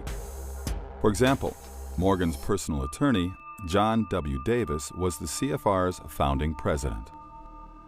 Morgan's attorney, Paul Cravath, was founding vice president. Morgan's partner, Russell Leffingwell, was first chairman. Since this looked unsuitable for a Foreign Affairs Association, the Council diversified its roster by adding professors. However, these came from universities receiving large grants from the Morgan interests. The professors, carefully screened, could be relied on to attend Council meetings, then return to the universities and preach the glories of global government. By the late 1920s, the Rockefellers had brought their people into the Council. David Rockefeller was the CFR's chairman for many years and is still honorary chairman in 2014. One way the Council influences government policy is through publications, including many books and especially its periodical Foreign Affairs, a virtual instruction manual for U.S. foreign policymakers. Time magazine has called it the most influential journal in print. They do have a publication which my husband subscribes to. We've been reading it for a number of years because of the jaw-dropping insight that it provides into what they're thinking. And they don't mince words in there. They will come right out and say that we need to have this form of control, we need to do this form of manipulation, we need to convince people of these certain sets of beliefs. And you read this, and it's written in a very highfalutin, erudite, academic kind of a style. So you have to get past that to really get to the gist and the meat of what's being said. The CFR's most important means of controlling policy is supplying cabinet-level and sub-cabinet-level personnel to the government. What policies have the Council created? Let's take examples from after World War II. The League of Nations had effectively collapsed with the war's onset. Its successor was the United Nations, a bolder step toward world government. The UN began with a group of CFR members in the State Department. Working under Secretary of State Cordell Hull, they called themselves the Informal Agenda Group. The group drew up the original plan for the UN, then consulted 3 attorneys, all CFR members, who declared the scheme constitutional. Subsequently, they met with President Roosevelt, who approved the plan and publicly announced it the same day. After that, FDR made establishing the UN his top priority for post-war planning, just as the League of Nations had been to Wilson. At the UN's founding conference in San Francisco in 1945, most of the American delegates, 47, were CFR members. The Korean War was designed to empower the UN. It had been the objection of some people that the UN could never actually enforce peace. And so, since the very first plank of the UN Charter says it's there to secure peace, this war was designed to validate the UN as peacekeeper. Even though 90% of the troops were American, it was said to be a UN action And it was also a way of bypassing the Congress. We have never had a declaration of war since World War II. Once we got into the UN, that was it. Harry Truman sent troops to Korea without so much as consulting the Congress. By instituting policies through, for example, the United Nations, they're able to say, here's something we want to happen to every single person on planet Earth. And I'll give you an example. A couple of years ago, Desmond Tutu, Bishop Desmond Tutu, came out in support of a United Nations plan to number all the children. Their concern was that not all of the kids being born on planet Earth were making their way into a government database where they were being numbered and tracked. And so they came out with a program called PLAN that the phrase for this was, or their buzzword was, write me down, make me real. America's post-war program of aid to Europe, the Marshall Plan, was allegedly the brainchild of General George Marshall, who proposed it in a Harvard commencement speech. In reality, it was not conceived by Marshall, but by a CFR study group with David Rockefeller as secretary. They originally intended President Truman to announce the proposal and call it the Truman Plan. However, after deliberating, they decided that Truman, a Democrat, might not win the support from congressional Republicans. Marshall, a CFR cohort, was chosen to reveal the plan because, as a military figure, he would be misperceived as politically neutral and win bipartisan support. The strategy worked. The Marshall Event is one of those things that people recognize from the history books, but you read a basic summary and you gloss over it. But it has huge importance for the building of the global system that happened in the wake of World War II, when essentially power was up for grabs, and in fact had been negotiated ahead of time.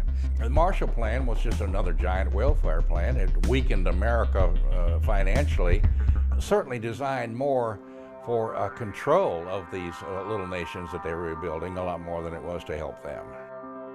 Americans were told the funds were for Europe's needy.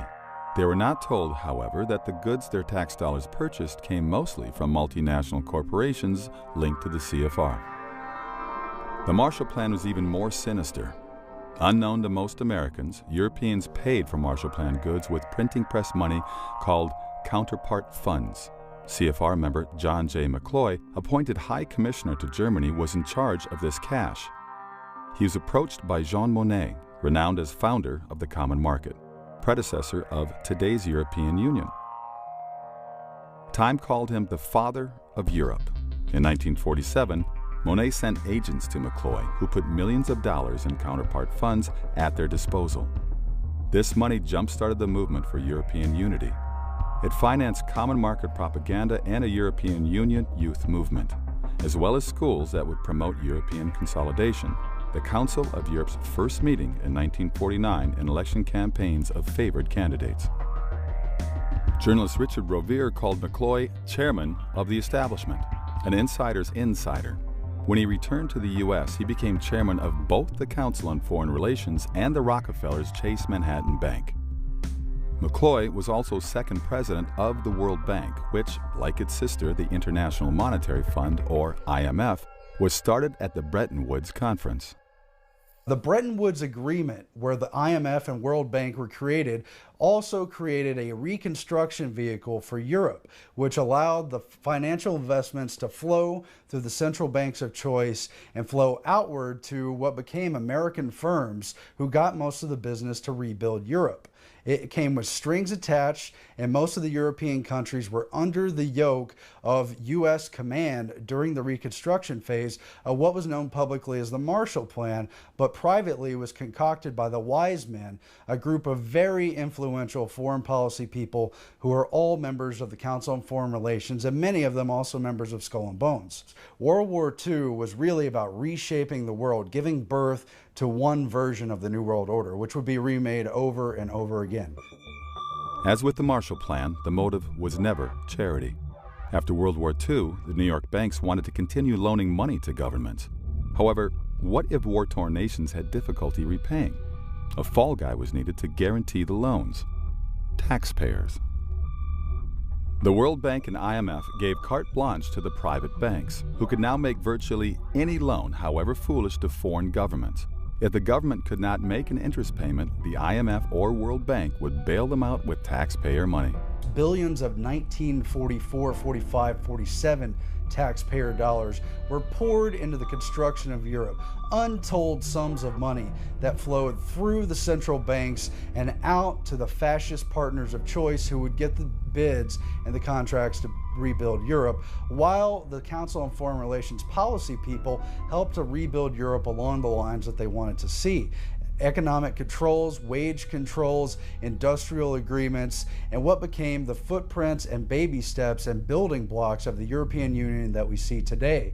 Jesse Helms, former chairman of the Senate's Foreign Relations Committee, said, "The New York banks have found important profit centers in lending to countries plunged into debt. This has been an essentially riskless game for the banks because the IMF and the World Bank have stood ready to bail the banks out with our taxpayers' money." Furthermore, the World Bank and IMF often attach conditions to these loans. They may demand a voice in government policy. For example, they might dictate that a country privatize industries to multinational corporations before money comes through. The World Bank and IMF are instruments of profit and control. And the U.S. foreign policy based in Washington enabled it all the way and put the key people in position to outright rule Europe until it was rebuilt along the designs of not God, not man, not national governments, but the emerging world government based in the Council on Foreign Relations and their money powers. I look at the World Bank and the IMF more or less as the next stage of the evolution of international banking. The Bank for International Settlements, along with the World Bank and along with the IMF, have long been viewed as the engine of globalization. These have been the troika, if you will, that have impressed policies on countries all over the world to toe the globalist line. We're told that this is necessary in order to regulate trade or in order to pacify nations that would be making war against us. But in fact, what this is about is creating debt. People talk about the one world government or globalists as if we're just going to create one nation that all has the same name. But I don't think that's even necessary. We have banking systems that control the trade, they control what people do for a living. There are people who are living in African nations right now growing cotton in those nations. And those farmers are required to grow cotton because it's part of the debt payback that goes to these huge globalist banks who have made loans to the country. And they can't compete with other countries around the world. The farmers want to grow something else because their margins are so small, and they're not allowed to simply because of the debt that is owed by their nation.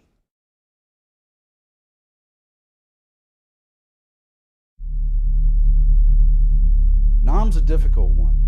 Could the war have been won? Well, you probably know some Vietnam veterans, and a lot of them were harmed during the war. There's issues with things like Agent Orange. A lot of them are sour because there's just a lingering confusion about what really happened during that war. Every war is won by the people who profit from it. It has always been the case because war is a racket, as Major General Smedley Butler said, always has been, always will be, poor men dying in rich men's wars. The Vietnam War was won by those who made billions from it. Every war we've had, at least since World War II, there was not a clear objective as to what we were doing as a nation in going there. What was the objective in Vietnam? I'm not sure most people even still know today. You can't win a war unless you know what winning it means. We tend to think that the purpose of the Vietnam War was to fight the Viet Cong, to fight the communists.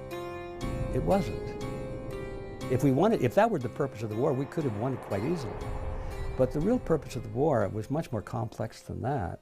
Since World War II, it's very clear that every conflict we've been involved in doesn't make sense in terms of a clear objective of how to win, or why we win in the first place, what we're hoping to accomplish, other than if you were to say our goal is empire building. Now, if we had wanted to conquer the Vietnamese and ultimately occupy their nation, at least that's an objective that has a clear end game to it. But we didn't seem to want to do that. So what were we actually doing? the reasons behind it seem very confusing unless you know about the banker issue, unless you understand how the engine of America has been hijacked by the banking powers and its nebulous, ill-advised policies directed by the Council on Foreign Relations.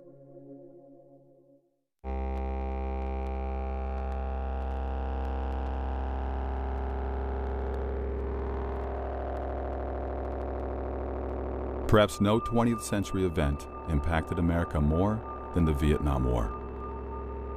The war, which lasted 14 years and ended in defeat, was called unwinnable by the establishment media, who blamed the U.S. military, claiming they had underestimated the communist forces under Ho Chi Minh.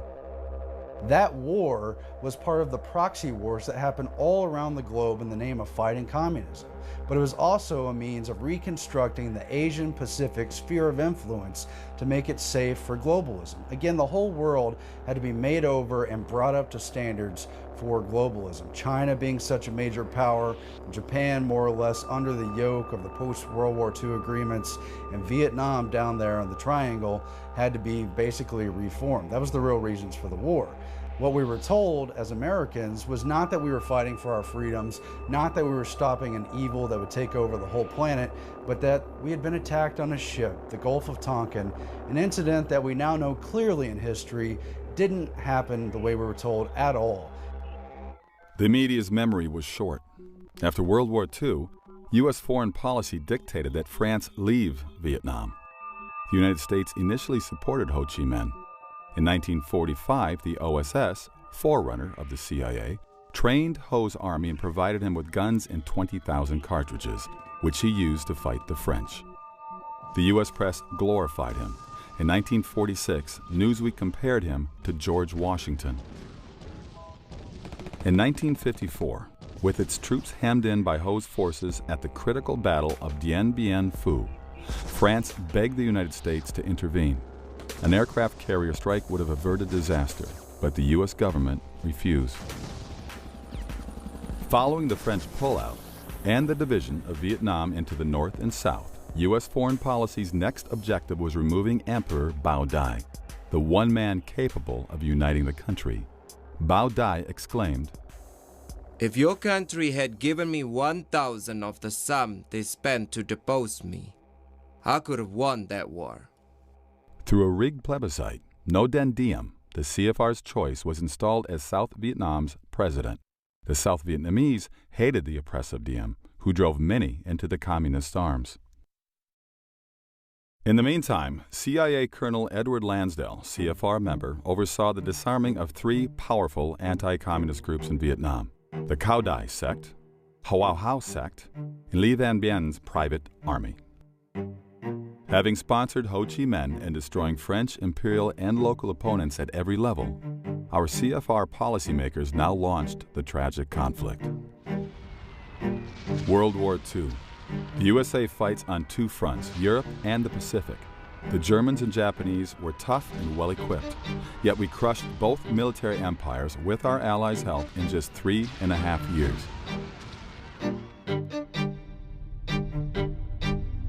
On the other hand, we spent 14 years fighting Little North Vietnam and lost. Something is terribly wrong with this picture. Defense Secretary Robert McNamara forbid the Air Force to strike over 90% of the strategic targets it wanted to hit. As a CFR member, he left the Defense Department to become president of the World Bank. Then there were the rules of engagement, not declassified until 1985, when they consumed 26 pages of the Congressional Record's fine print. According to the rules, American soldiers were not allowed to shoot first, but had to wait until fired upon. If a pilot saw a MiG on the ground, he could not attack. He had to wait until it was airborne and showing hostile intent. If a surface-to-air missile launch site was under construction, he couldn't bomb it. He had to wait until it was operational. If we had fought World War II under such restrictions, we would have lost. To me, at least, it's clear that the purpose of the war was not to defeat communism in Vietnam. because they could have done that quite easily, but as everyone knows by now, they deliberately put handcuffs on our military, made sure you don't go too far into the enemy territory, you don't counterattack, you don't bomb the supply lines, you just powder puff war all the way along. We call it powder puff war because it wasn't aimed at victory, but that's probably not doing it justice because there was so many lives tragically lost. It was a bloody war, really, but it was not fought to win. In 1968, journalist Lloyd Millan interviewed nearly a dozen retired high-ranking U.S. military officers. Each, queried separately, said the war would be won in weeks or months with the restraints lifted. This would allow the war to be carried out aggressively against the North. The media claimed the war was initiated by right-wing anti-communists or hawks. The first U.S. combat troops went to Vietnam in 1961. President Kennedy authorized sending about 10,000 men on the advice of the State Department's Walt Rostow, who had just returned from a fact-finding mission to Vietnam. Although the press portrayed Rostow as a hawk, his father had been a Marxist revolutionary in Russia. Two of his aunts belonged to the U.S. Communist Party. His brother, Eugene Debs Rostow, was named after Socialist Party leader Eugene Debs, and the Eisenhower State Department rejected Walt for employment 3 times as a security risk. The Kennedy administration could only get him in by firing Otto Otepka, the State Department's head of security. In a book published the year before his advice to Kennedy, Rostow wrote, "It is a legitimate American national objective to see removed from all nations, including the United States, the right to use substantial military force to pursue their own interests. Since this right is the root of national sovereignty, it is therefore an American interest to see an end to nationhood, as it has been historically defined." This statement summarized the outlook of the Council on Foreign Relations, to which Rostow belonged. Johnson had to give some very awkward and rather embarrassing speeches convincing America why Vietnam, why he was sending their sons, their brothers, their fathers off to war. As earlier noted, Congress authorized President Johnson to intervene in Vietnam through the Tonkin Gulf Resolution, written before the 2 alleged attacks on the U.S. Navy in the Tonkin Gulf.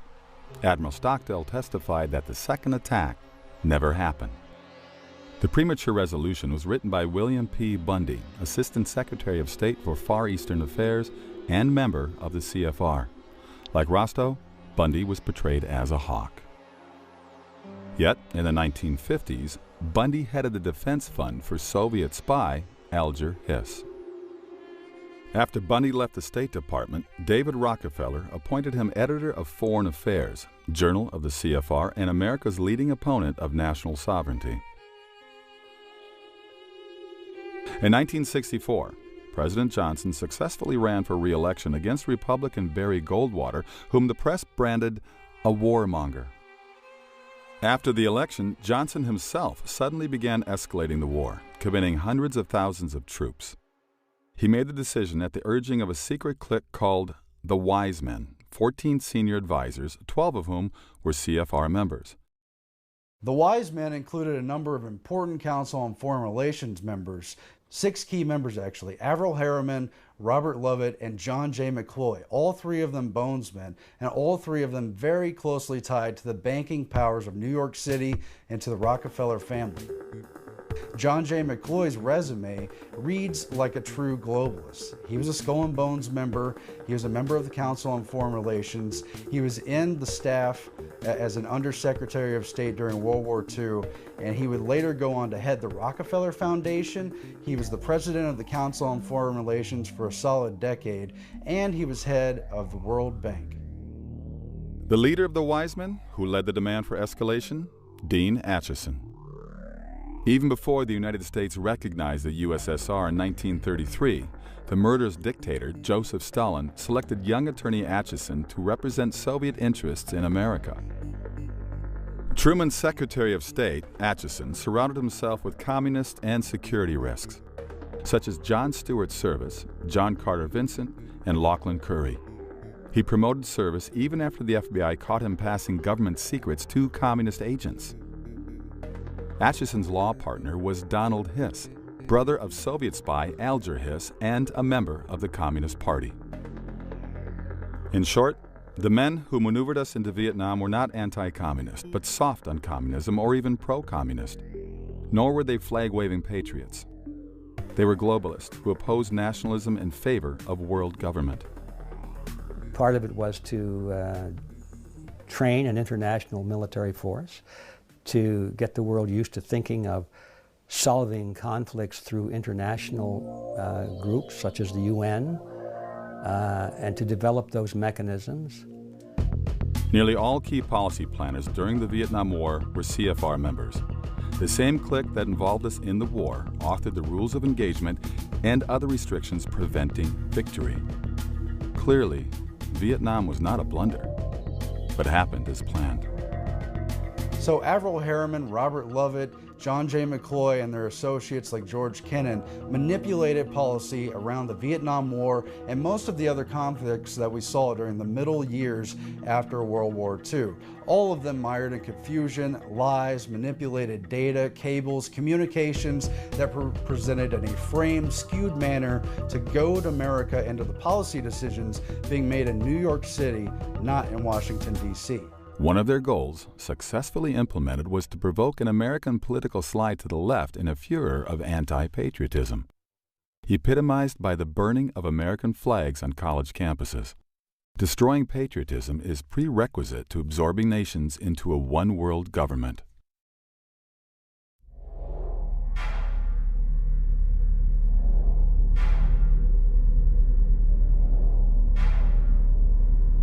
But we lost the jobs. We lost the wealth. Our middle class now has been decimated in America. It's getting smaller every year. People are getting poorer every year. Our opportunities for success are dimming every year. And we wave to the factories and to the industries that moved overseas and say, gee, that's too bad. The North American Union is just one proposal that some people see as an opportunity that's going to enhance their use of the racket to rip people off. You're not going to get a world government overnight. What's going to happen is you will get regional governments, and of course we've seen this with the creation of the EU and all of the trauma that goes with that they've been experiencing over there of trying to bring together multiple countries under a single currency, under a single economic system. Whenever people start talking about North American Union and linking us up, then I think, well, what's next? Then a South American Union, and then we join with the EU, and then before you know it, you actually have wound up with your global government.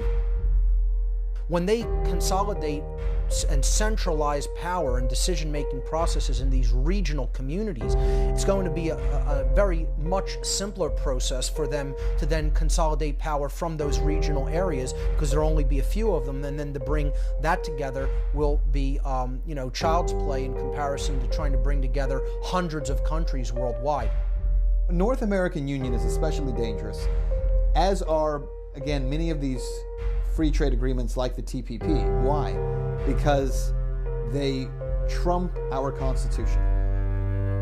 What they have to do is they have to line up the regulations in countries to mesh together, to not fight each other. So you see this going on in Europe, you see this going on in Asia, you see it going on in the current negotiations with the Trans-Pacific Partnership, for instance. The TPP, the Trans-Pacific Partnership, aims to say that any American law, including any constitutional law, is suspended in place of the TPP. That includes corporations operating in the United States. They would fall under the authority of the TPP before they would fall under the authority of the U.S. Constitution. That's a huge problem. Same thing with the North American Union. Would we then have some agreement that trumps our Constitution? It's all about regulation. You say, well, why? It's because they want to get them meshed together and lined up together so they can interoperate without national boundaries and national issues. You see. That the moment when America announced through then President George W. Bush that we were at war with terror, I think it was actually a truthful statement, but it was a terrible moment for the country.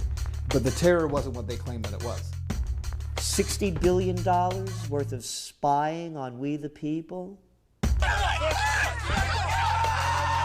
It's not about protecting us from Al Qaeda or Al Nusra or Al Capone. The war on terror, in my opinion, has become a war on the Bill of Rights. The war on terror has impacted the freedom on the people of the United States and the people of the entire world using fear. So the revolution apologizes for shitting all over your apathy. What people have to understand how this process works is fear is what always shuts consciousness down. The war on terror is to keep the people in fear and hysteria because fear stops everything. And what are you willing to give up in a war with your own fear? How does the war on terror fit in? The Department of Homeland Security has given the U.S. government unprecedented power to intrude on citizens' private lives. The ostensible purpose? Combat terrorism. We all oppose terrorism, but many wonder how that word might eventually be defined. The legislation that came out of the war on terror has been disastrous for the American public and for freedom in general, especially that part of it which has completely ruined privacy in America. Another way to look at it is creation of a total surveillance society. When we lose the fundamental right to privacy, you could make the argument that really we have no freedom at all. Virtually every piece of our electronic correspondence is being recorded and monitored by some branch of the federal government, all in the name of national security. What the war on terror has done is said, what will you trade in order to not feel afraid anymore? And unfortunately, as a nation, we said everything. We'll trade everything. They can put you in jail, hold you indefinitely under the Patriot Act. You know, and what is all this? It's all based on the war on terrorism. And where did that get started? With 9/11. And nobody wants to look at 9/11, but if you look at it hard enough, you'll realize that the whole official story is full of holes. And so what has happened in a very incremental way is turning everyone into a terrorist for whatever reason. We just heard Senator Reid say that the people that went to the Bundy Ranch are terrorists. The military are acting like terrorists. We're acting like terrorists. If you don't agree with your whatever, dog catcher or water meter reader or whatever, you're a terrorist.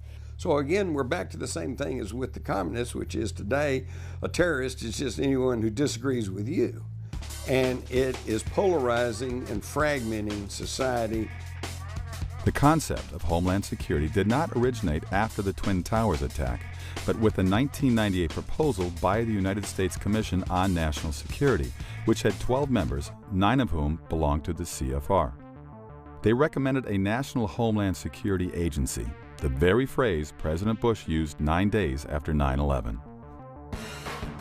What connects the trade agreements and war on terror? Both are being used to justify North American Union. In 2004, the CFR's Robert Pastor wrote in Foreign Affairs, security fears would serve as a catalyst for deeper integration. The Department of Homeland Security should expand its mission to include continental security, a shift best achieved by incorporating Mexican and Canadian perspectives and personnel into its design and operation. Pastor is thus suggesting that security concerns warrant combining NAFTA's economic partners, America, Canada, and Mexico, into a continent-wide Homeland Security Department. In March 2005, in Waco, Texas, President Bush met with Mexican President Vicente Fox and Canadian Prime Minister Paul Martin to discuss integrating their 3 countries. The Bush administration's open borders policy and its decision to ignore the enforcement of this country's immigration laws is part of a broader agenda. President Bush signed a formal agreement that will end the United States as we know it, and he took the step without approval from either the U.S. Congress or the people of the United States. At the time of the Waco meeting, the CFR produced a document, Building a North American Community, which called for the creation by 2010 of a community to enhance security, prosperity, and opportunity for all North Americans. Regional alliances like the EU and SPP are not the end game, simply stepping stones to a one-world government. Leading establishment figure Zbigniew Brzezinski said in 1995, "We cannot leap into world government in one quick step. The precondition for genuine globalization is progressive regionalization." Soviet dictator Joseph Stalin recognized this principle as integral to communist plans for domination, saying, "Populations will more readily abandon their national loyalties to a vague regional loyalty than they will for a world authority. Later, the regionals can be brought all the way into a single world dictatorship." This is what the war on terror is designed specifically to accomplish, to keep people in a state of fear, of always looking around the corner for the boogeyman, always looking around the corner for the monster that's about to gobble us up. When people's mindset is in that state of fear, they're not making accurate decision-making processes, but moreover, what they're psychologically looking for is a protector. So here's an interesting story. During 2012, all the presidential candidates, all their surrogates were coming to Ohio. And I had the privilege of being able to interview President Obama and also the privilege of interviewing Mitt Romney and Paul Ryan.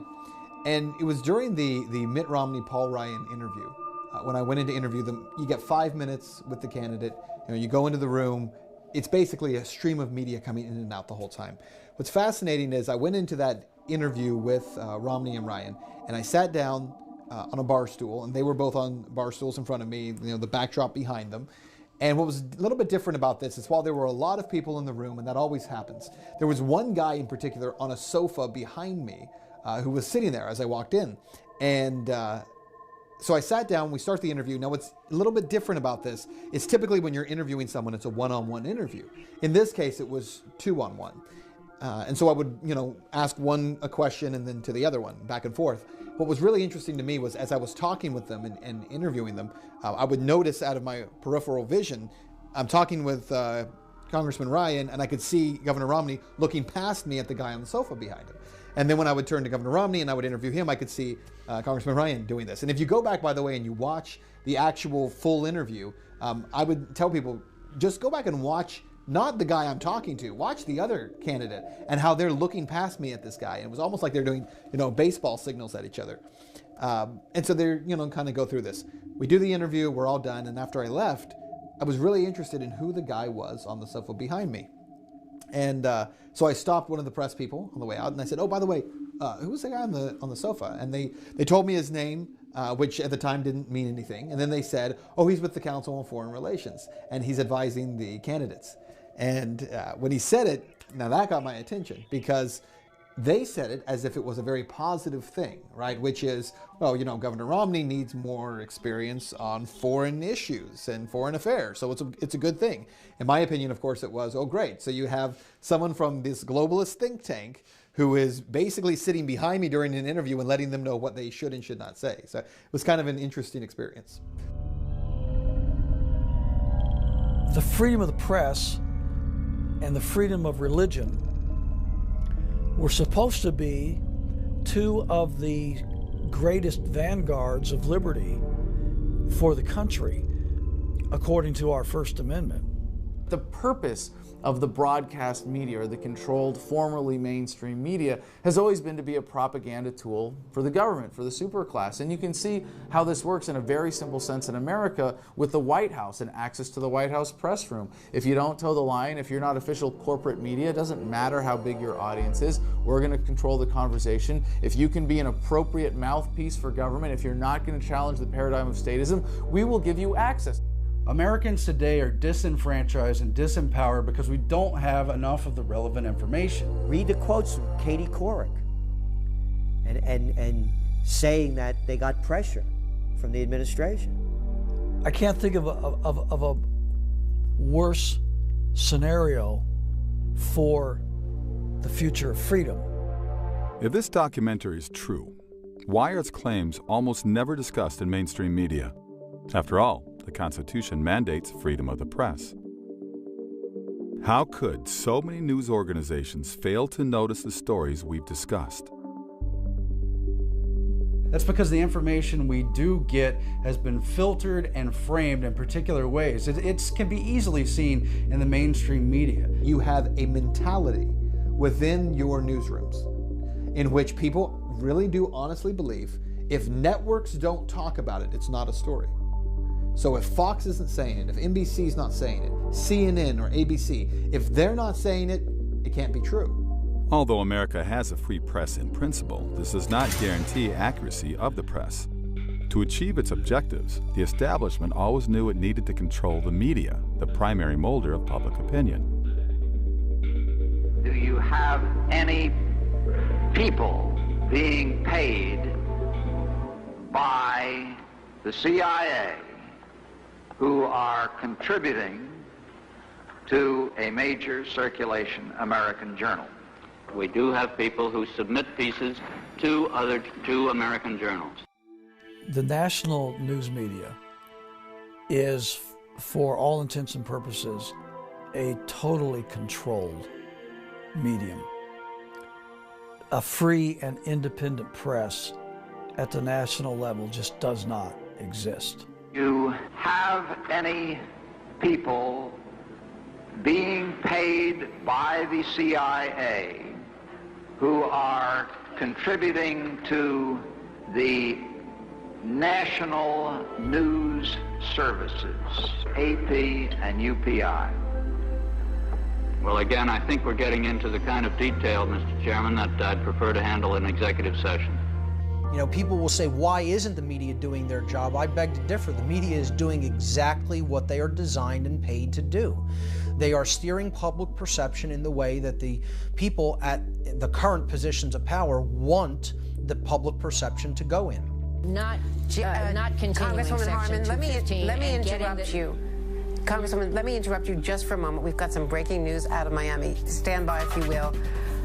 Right now in Miami, Justin Bieber. They are the mind molders. They are the opinion molders of America.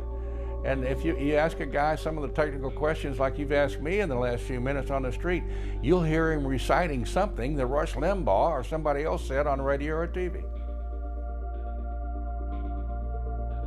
In the 19th century, August Belmont was a Rothschild financial agent in the United States. With J.P. Morgan, Belmont helped finance Adolph Ochs, who purchased the New York Times, then a tiny newspaper with a circulation of 9,000. International banking behind him, Ochs transformed the Times into the world's most powerful newspaper. Ownership passed from Ochs to his son-in-law Arthur Hayes Sulzberger, member of the CFR, then to Orville Dreyfus, CFR, then to Arthur Ochs Sulzberger, CFR. Well, I think there's a couple of things. You ignore the story because, number one, it doesn't fit with their own personal worldview. There are too many people with the same worldview sitting in those positions. I don't blame Brian Williams for not being interested in covering a story that challenges the globalist thinking of the CFR. I really don't, because he's entitled to his own belief system. The problem is when Brian Williams then prevents any stories that challenge his worldview from being a part of that newscast. And when Brian Williams does it, then Diane Sawyer does it, and so does Scott Pelley, and it goes on and on and on. And then when all the networks say, well, let's ignore those stories, all the local TV stations around the country say, well, they're not covering it, so it must not be a story, because those guys are the most professional, most legitimate media.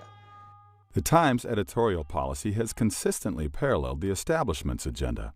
When members of Congress opposed Paul Warburg's nomination to the Federal Reserve Board, the Times lobbied on his behalf.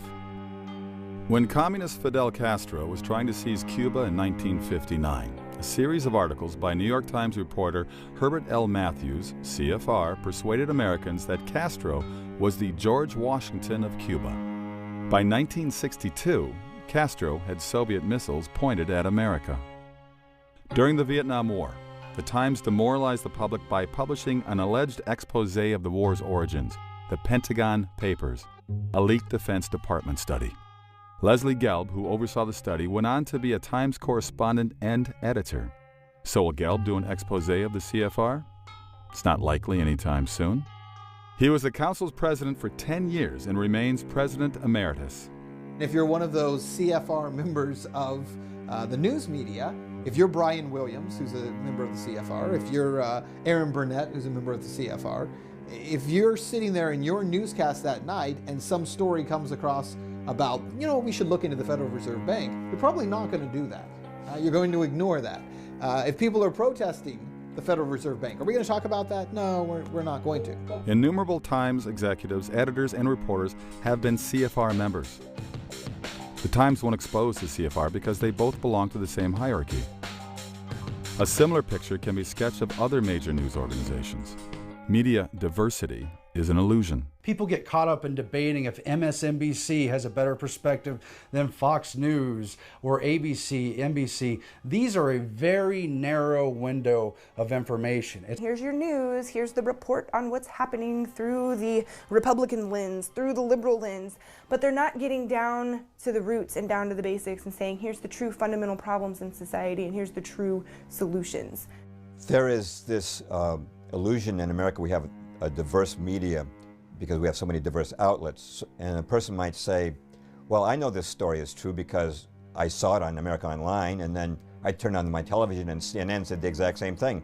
And then later in the week, I got my Time magazine and it said the exact same thing. Now, when a story has been confirmed by independent news outlets like that, it must be true. Well, here's the problem.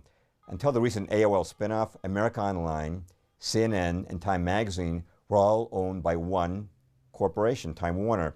At the national level, it's a surprising small number of people that control the vast majority of the national news media. It's no surprise that you're not going to see any of this in the mainstream media, because the mainstream media is owned and controlled by 5 major corporations. The New York Times Company owns the Boston Globe. The Washington Post Company owns Newsweek. Disney owns ABC. CBS owns Simon & Schuster. Time Warner owns AOL, CNN, Time, Warner Brothers Studios, HBO, New Line Cinema, Sports Illustrated, People, Fortune, Money, and dozens more. News Corporation owns the Wall Street Journal, Fox Television, London's The Times, Barron's, HarperCollins, Zondervan, Hulu, and the New York Post and scores of other media outlets. When you have one corporate owner, you're going to get one viewpoint. You don't get a diverse view unless you have diverse ownership. I got a communication from someone who's in a 3-letter network, head of a news department for that 3-letter network, and said, my family member is in Iraq now, and I was so disturbed at what you said last night about depleted uranium. I don't want to believe this is true. And I said, it is. I gave the evidence, the information, and he said, yes, I've been up all night studying it. You are right. He said, I wish I could tell the people this. And I said, and why can't you? And he said, it's not part of the political paradigm. Most of America's major media is owned by around a dozen multinational corporations. These, in turn, have directors that interlock through membership in the CFR. Thus, the establishment can guarantee the public receives a uniform viewpoint.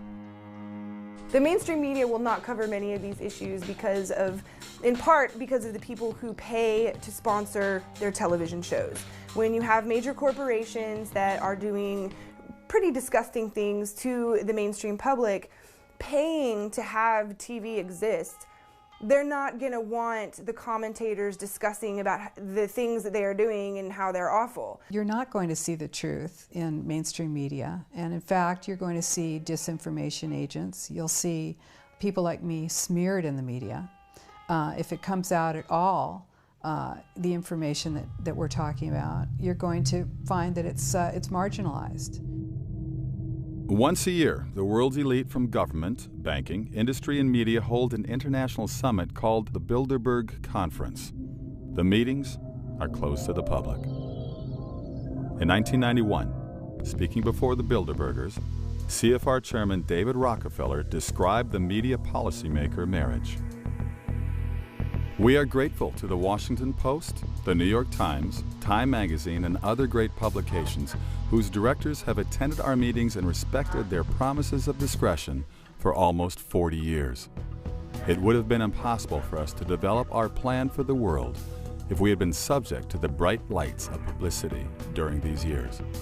But the world is now more sophisticated and prepared to march towards a world government which will never again know war, but only peace and prosperity.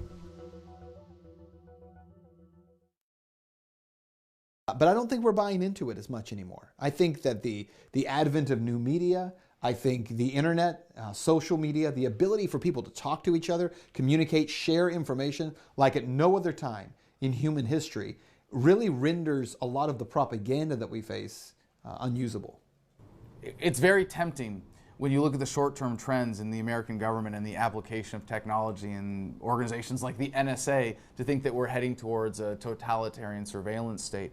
But technology is fundamentally empowering, and with all the technology that's on the horizon right now, we see Google Glass as an exciting innovation, but really just scratching the surface of what's about to happen with computers in our brains, if not just in our contact lenses, or better integrated with our lives in general, and the profusion of cameras in society. These are good things in and of themselves. The question is really who controls these technologies. And it is scary when government controls these technologies, but I'm very confident that technology also empowers greater awareness and is going to lead people to realize that non-coercive, voluntary, peaceful relationships are superior to violent, coercive ones that are the reasons we have to be afraid not of the technology itself, but of the application of it. So it's really important to be aware of that distinction when fighting back and making sure that we're not making people afraid of the technology itself, but that they know what is correct to be afraid of, which is the government control and usage of these technologies as mechanisms of greater control. But the technology fundamentally empowers us to better control our world, our environment, to be more empowered human beings as individuals, and that is a great thing to be celebrated. If anything, is going to lead government to be obsolete. We are the individual people of the United States. We need to exercise our rights. Nobody's going to come in on a white horse and rescue you or save the day. This is your job. This is an informed electorate's job. It's our job to inform our elected officials that we refuse to be a part of this plan.